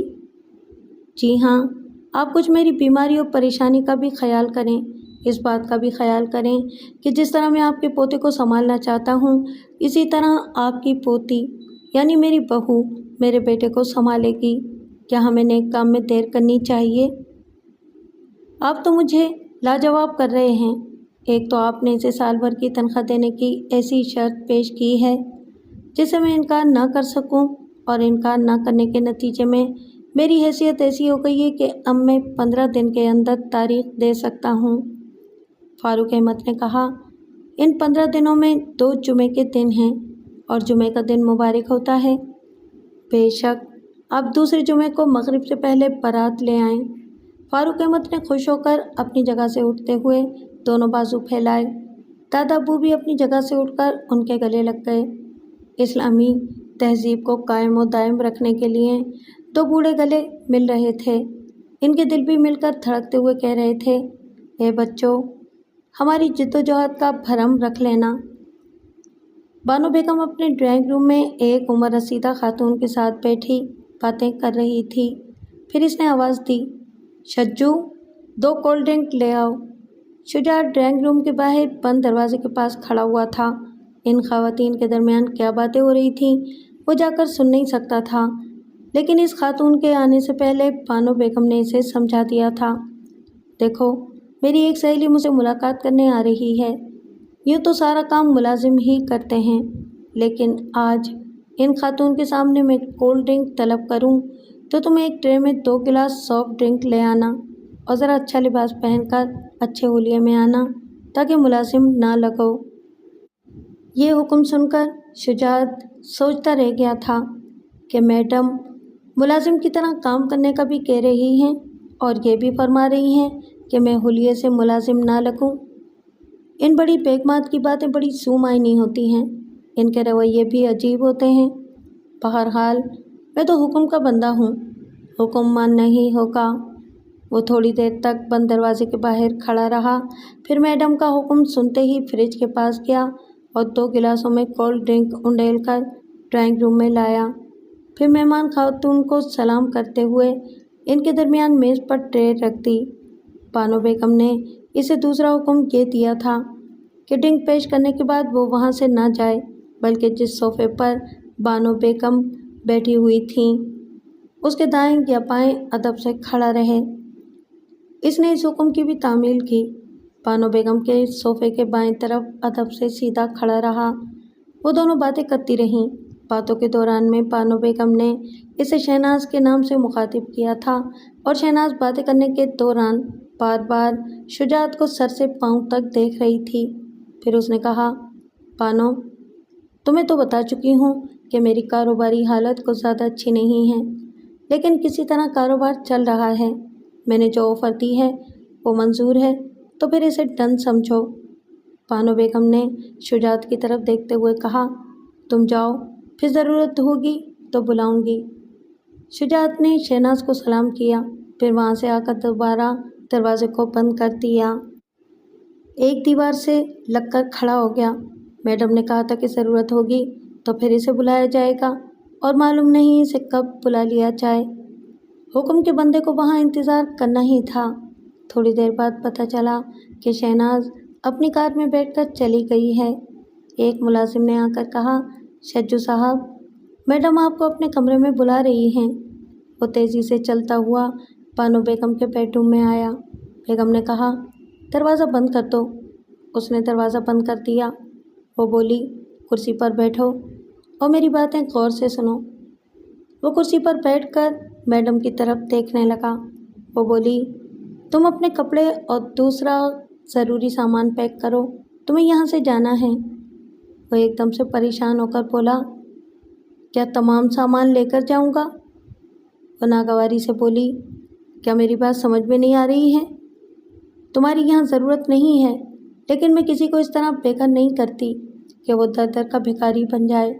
तुमसे पहले मैंने अब्दुल्ला को यहाँ से फैक्ट्री काम करने भेजा था, लेकिन जो घर में बैठा बैठा रोटियाँ तोड़ने का आदी हो जाता है वो फिर कोई काम नहीं करता।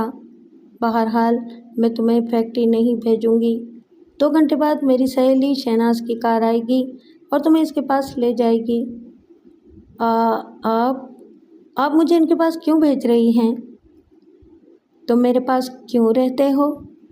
क्या एक एक बात बच्चों की तरह समझानी होगी? जी मैं समझ तो गया हूँ, लेकिन आपने देखा है मैंने यहाँ रहकर कभी आपकी खिदमत में कोई कमी नहीं की। हर हुक्म मानता रहा हूँ। आप मुझे क्यों यहाँ से निकाल रही हैं? मैं बहस करना नहीं चाहती। शहनाज एक बहुत बड़े बुटीक की मालिका है, अच्छी खासी आमदनी है, लेकिन मेरी तरह दौलतमंद नहीं है, इसलिए तुम्हें माहाना 2000 रुपये देगी और 3 वक्त का खाना और कपड़े तो मिलते ही रहेंगे। वो होठों को सख्ती से भींचकर कुर्सी पर पहलू बदलने लगा। وہ کچھ کہنا چاہتا تھا لیکن میڈم بحث نہیں کرنا چاہتی تھی۔ وہ بولی، جو کہہ دیا وہ پتھر کی لکیر ہے۔ میں تم جیسے جوانوں کو اچھی طرح سمجھتی ہوں۔ وہ عبداللہ بھی حرام خور تھا، تم سے بھی محنت نہیں ہوگی، اس لیے تمہارے پاس ایک ہی راستہ ہے، جیسی بھی ہو جہاں بھی تمہاری قیمت لگتی ہے خود کو فروخت کرتے رہو۔ اب جاؤ، اس کا ڈرائیور گاڑی لے کر آئے تو اپنا سامان لے کر چلے جانا۔ وہ سر جھکا کر اس کے کمرے سے باہر آ گیا۔ اب دوبارہ اس کے قدم اس کمرے میں نہیں جا سکتے تھے۔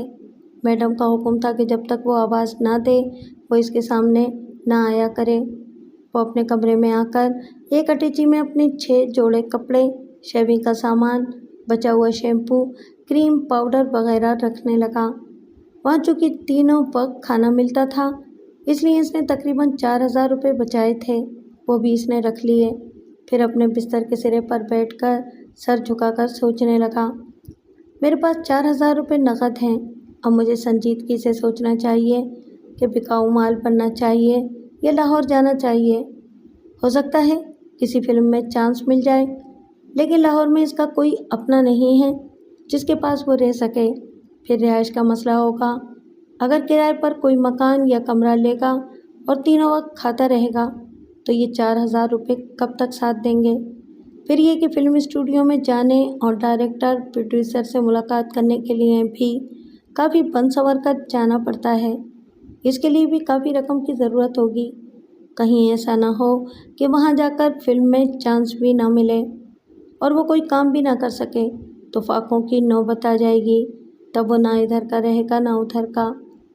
اس نے سوچا ابھی ادھر کا ہی رہے، شہناز بیگم کی کوٹھی میں رہ کر جتنے مہینے بھی گزارا ہو سکے وہاں رہ کر ماہانہ تنخواہ بچاتا رہے، اس طرح 10-12 ہزار جمع ہو جائیں گے تو وہ لاہور جا کر اپنی قسمت آزمائے گا۔ وہ بڑی دیر تک سوچتا رہا، پھر گاڑی کے ہارن کی آواز سنائی دی۔ وہ اٹھ کر کھڑکی کے پاس آیا، باہر ایک کار کھڑی تھی۔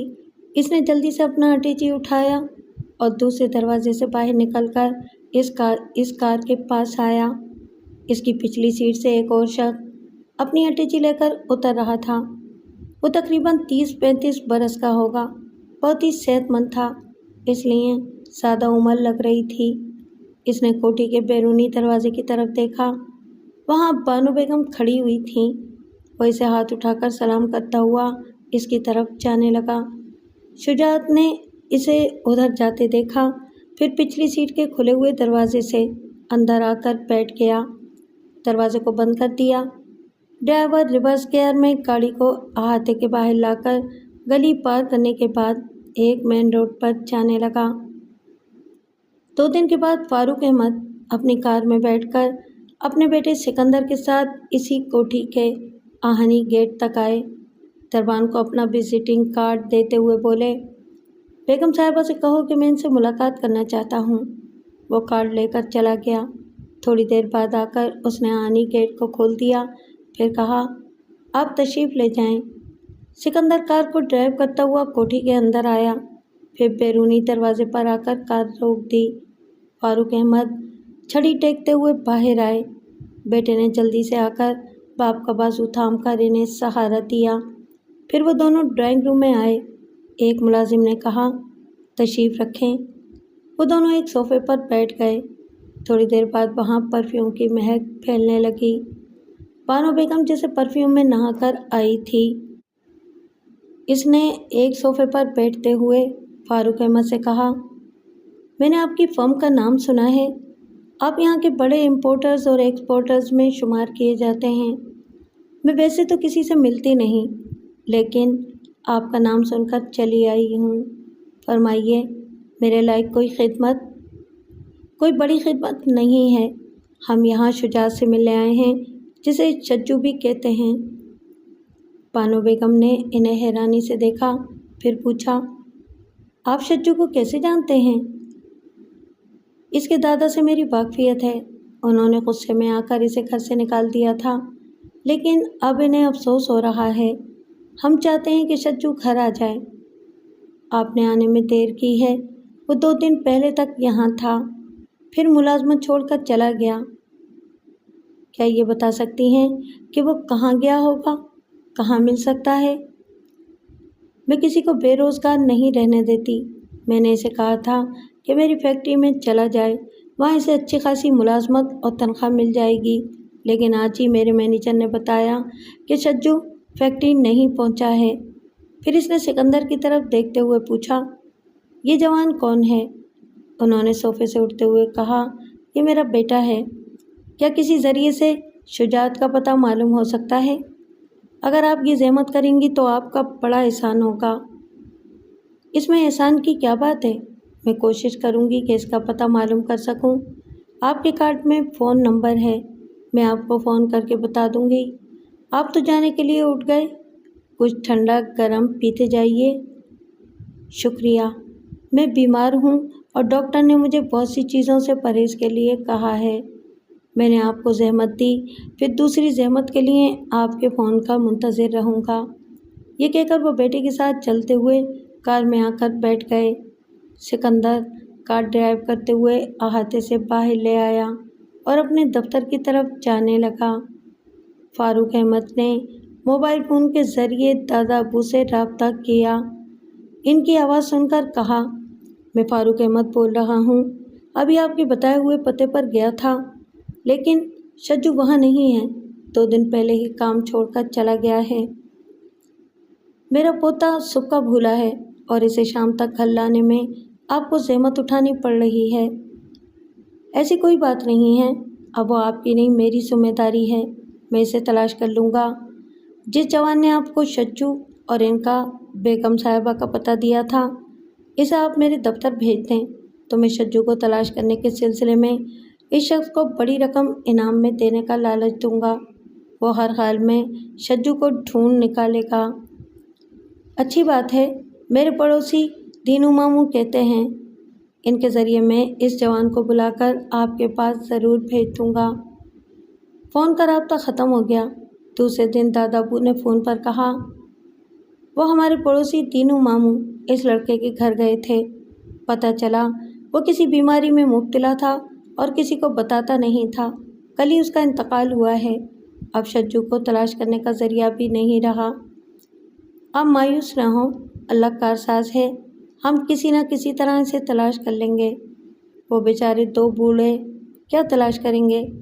बानो बेगम चाहती तो बता सकती थी कि वो शहनाज की कोठी में मिल सकता है, लेकिन सज्जू वहाँ से जाता तो शहनाज से जो लेन देन हुआ था वो ख़त्म हो जाता और शहनाज अपनी चीज़ वापस ले जाती।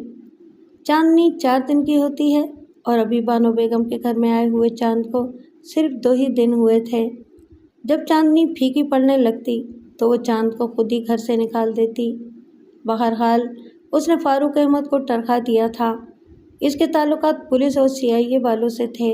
उन्होंने इनके अफसरान से गुजारिश की थी कि वो शुजात और सज्जू को किसी तरह से तलाश करें, लेकिन इसे एक मुजरिम की हैसियत से गिरफ्तार ना करें, बल्कि इनके घर ले आएं। इनकी तलाश जारी रही और सादिया इनके बेटे की दुल्हन बनकर इनके घर आ गई। शब-ए उरूसी को सिकंदर ने इसका घूंघट उलटकर कहा, पता नहीं डैडी ने क्या सोचकर मेरा नाम सिकंदर रखा था। मैं तो इसमें पामुसम्मा हो गया हूँ। सिकंदर की तरह जिस मैदान में पहुँचता हूँ जंग जीत लेता हूँ। तो मेरे लिए चैलेंज बन गई थी। मैं सोचता था शायद मुझे ये जंग हारनी पड़ेगी, लेकिन किस्मत ने साथ दिया है और देखो मैंने सिकंदर आज़म की तरह तुम्हें जीत लिया है। वो सर झुकाए खामोश रही। वो रात दुल्हन के बोलने की नहीं, सुनने की थी। ऐसी रात के बाद दुल्हन बोलती रहती है और दूल्हा सुनता और सहता रहता है। दूसरी सुबह वो फ्रेश होकर फारूक अहमद के कमरे में नाश्ते की ट्रे लेकर आई। फिर कहा, अंकल अस्सलाम वालेकुम। वालेकुम सलाम बेटी, लेकिन मुझे अंकल ना कहो। तुम बचपन में यतीम हो गई थी और फिर कभी किसी को अब्बू या डैडी नहीं कह सकी थी। मुझे डैडी या अब्बू कहा करो। अगर मेरे वालिद होते तो मैं अपने घर और माहौल के मुताबिक इन्हें अब्बू कहती। यहाँ माहौल बदल गया है, इसलिए मैं आपके साहबजादे की तरह आपको डैडी कहूँगी और मुझे बहुत खुशी होगी। तुम इतनी सुबह उठ गई हो? मैं अभी चहलकदमी करके आ रहा हूँ। اور اتنی جلدی تم نے ناشتہ بھی تیار کر لیا؟ وہ صاحبزادے اپنی عادت کے مطابق سو رہے ہوں گے۔ جی ہاں، سو رہے ہیں، لیکن آپ کی غیر موجودگی میں وہ ہمیشہ وقت پر دفتر پہنچ جاتے تھے۔ میں اسے جبراً اٹھا کر وقت پر دفتر بھیجا کرتا تھا۔ بہرحال میں نے تمہیں شادی سے پہلے 15 دن کی چھٹیاں دی تھیں اور اب مزید 15 دن کی چھٹیاں میاں بیوی کو دے رہا ہوں۔ میں دفتر جاؤں گا، تم اور سکندر گھر میں رہو گے یا تفریح کے لیے جایا کرو، لیکن سکندر کبھی تنہا باہر نہیں جائے گا۔ میں اسے بھی یہ باتیں سمجھا دوں گا۔ جب سکندر بیدار ہوا تو فاروق احمد نے اسے اپنے پاس بلا کر کہا، میاں صاحبزادے، 15 دنوں کی چھٹیاں کرو گے، گھر میں میری بہو کے ساتھ رہو گے یا باہر جانا ہو تو بہو کو ساتھ لے جاؤ گے، تنہا کبھی کہیں نہیں جاؤ گے؟ ڈیڈی، آپ کا حکم سر آنکھوں پر، لیکن کبھی کبھی بے تکلف دوستوں سے ملنے کے لیے جانا ہی پڑتا ہے۔ اب ایسی جگہ تو اپنی شریک حیات کو، آپ کی بہو کو نہیں لے جا سکتا۔ تم اپنے بے تکلف دوستوں کو بھی 15 دن کی چھٹی دے دو۔ جو کہہ رہا ہوں اس پر عمل کرو۔ جی میں آپ کی ہدایات پر عمل کروں گا۔ وہ بیٹے کی یقین دہانی سے مطمئن ہو کر دفتر چلے گئے۔ سکندر نے سعدیہ کے پاس آ کر کہا، میں نے تمہیں شریک حیات بنایا ہے، لیکن ڈیڈی تمہیں زنجیر بنا رہے ہیں، مجھے جکڑ رہے ہیں۔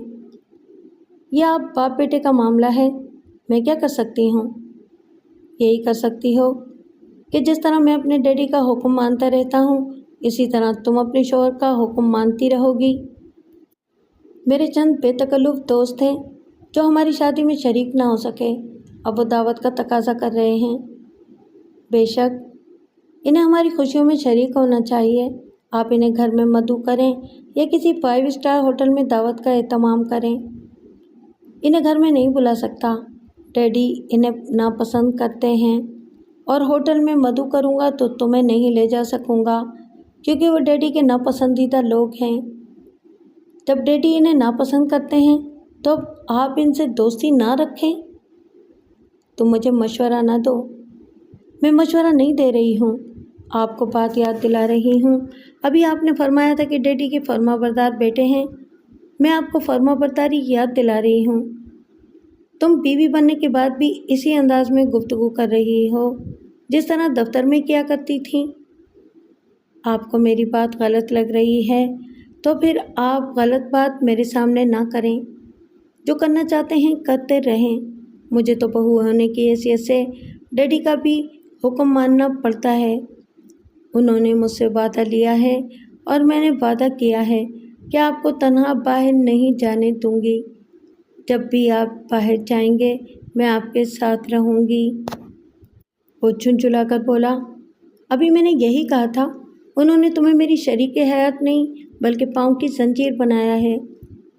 اگر انہوں نے ایسا کیا ہے تو پھر آپ ان سے شکایت کریں۔ اس نے بے بسی سے سعدیہ کو دیکھا، پھر ذرا نرم پڑتے ہوئے کہا، بیوی اپنے شوہر کی رازدار ہوتی ہے، تم چاہو تو میری یہ بات چھپا سکتی ہو کہ میں دوستوں سے ملنے گیا تھا۔ سوری، دادا ابو نے نہ کبھی کسی سے جھوٹ بات کہی ہے اور نہ ہمیں جھوٹ بولنا سکھایا ہے۔ میری ایک بات اچھی طرح یاد رکھیں، میں اس گھر میں جھوٹ بولنے نہیں آئی ہوں۔ اس نے جھنجھلا کر شیشے کا ایک گلدان اٹھایا تاکہ اسے زمین پر پٹک کر اپنے غصے کا اظہار کر سکے۔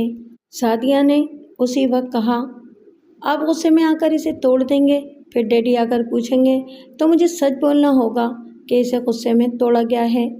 اس کا گلدان والا ہاتھ اٹھا رہ گیا۔ اس نے سعدیہ کو گھور کر دیکھا اور آگے بڑھ کر غسل خانے میں چلا گیا۔ اس نے موبائل اٹھا کر ایک صوفے پر بیٹھ کر نمبر ڈائل کیے، پھر دوسری طرف سے روزینہ کی آواز سن کر بولی، میں اپنی سسرال سے بول رہی ہوں۔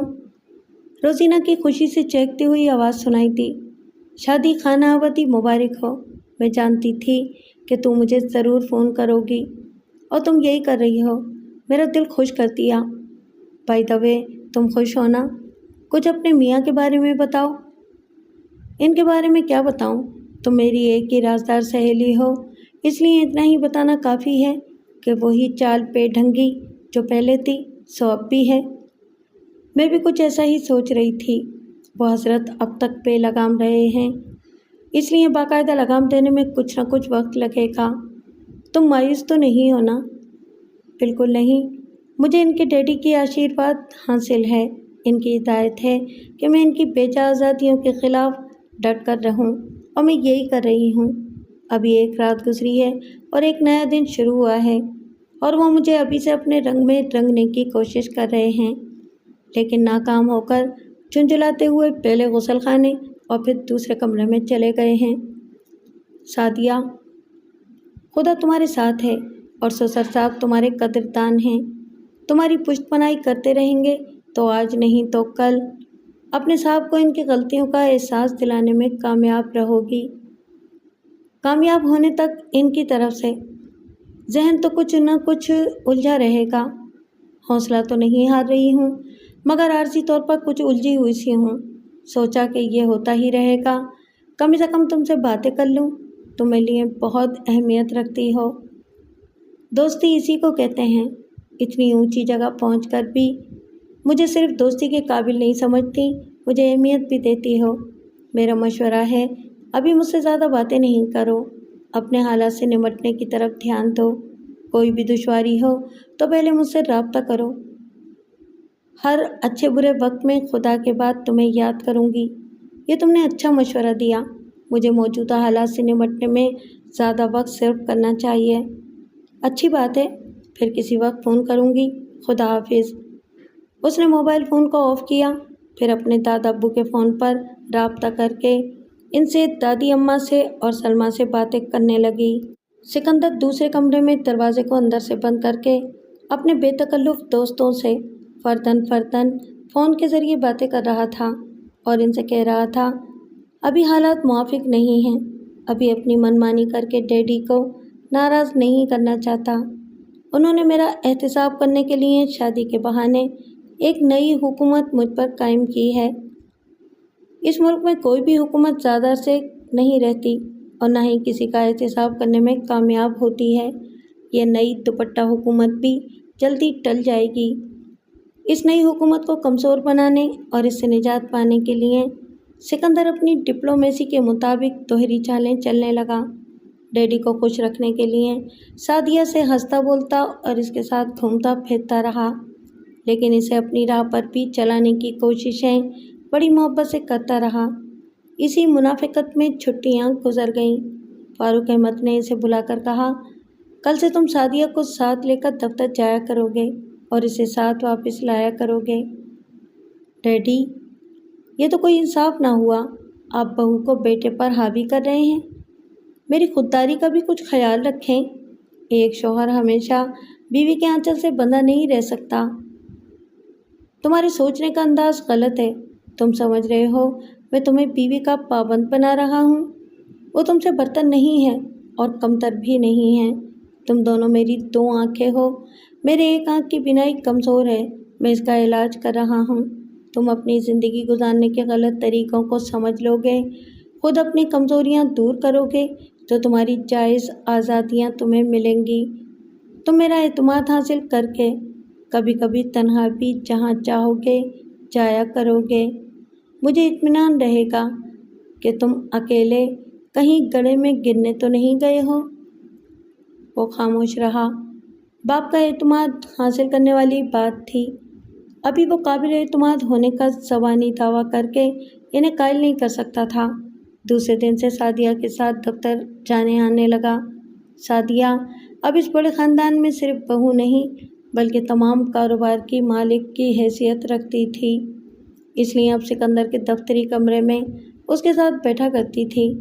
فاروق احمد کے قابل اعتماد مینیجر سے اس فرم کے تمام انتظامات کو سمجھتی رہتی تھی اور بیرونی ممالک تک پھیلے ہوئے کاروبار کے متعلق معلومات حاصل کرتی رہتی تھی۔ اس کی موجودگی کے باعث سکندر اپنے ذاتی خفیہ معاملات سے کترانے پر مجبور ہو رہا تھا۔ ٹیلی فون ایکسچینج سے اب اس کی پرائیویٹ کالیں موصول نہیں ہوتی تھیں۔ وہ اپنے فون سے کسی کو بھی مخاطب کر کے ذاتی معاملات پر گفتگو کرتا تو قریب بیٹھی ہوئی سعدیہ سنتی رہتی۔ اگر وہ موبائل فون لے کر ریفریش روم میں جا کر باتیں کرنا چاہتا تو سعدیہ ایک بیوی کی حیثیت سے اس کی تنہائی میں آ جاتی۔ وہ اسے منع کرتا تو اس کی رپورٹ اس کے ڈیڈی تک پہنچ جاتی۔ پہلے تو وہ کسی دوسری دوست سے ملاقات کرنے تنہا نہیں جا سکتا تھا، اب فون کے ذریعے بھی تنہائی میں کسی سے دو باتیں نہیں کر سکتا تھا۔ دوسری طرف سے کوئی نہ کوئی دوست یا گرل فرینڈ فون کر کے اسے طعنہ دیتے تھے کہ وہ بیوی کا غلام بن گیا ہے، اس کے دباؤ میں رہ کر کوٹھی اور دفتر سے باہر جاتا آتا رہتا ہے۔ اگر غلام نہیں ہے تو بیوی نے اپنی چال بازی سے اسے مجبور اور بے بس بنا دیا ہے۔ اس کے حلقہ فام میں یہ عام تاثر تھا کہ بیوی نے اسے شہ مات دی ہے، اب وہ ایک عورت کے شکنجے سے نکل نہیں پائے گا۔ وہ ایک رات سعدیہ پر پھٹ پڑا۔ میں تمہارا شوہر ہوں یا اس گھر کا کتا بنا دیا گیا ہوں؟ وہ پریشان ہو کر بولی۔ آپ اپنے بارے میں اتنی گری ہوئی بات کیوں کر رہے ہیں؟ کیا آپ کے خود کا دوست آپ کو دم ہلانے کے طعنے دیتے رہتے ہیں؟ کیا آپ بے جواز طعنوں کا جواب دے نہیں پاتے ہیں؟ میں کسی کو کیا جواب دوں؟ کیا دنیا دیکھ نہیں رہی ہے کہ شادی کے دن سے اب تک تم گھر سے باہر میرے سر پر سوار رہتی ہو اور میں تمہارے ساتھ ایسے دکھائی دیتا ہوں جیسے تمہارے ہاتھ میں نادیدہ زنجیر ہو اور میرے گلے میں نادیدہ پٹا بندھا ہوا ہے۔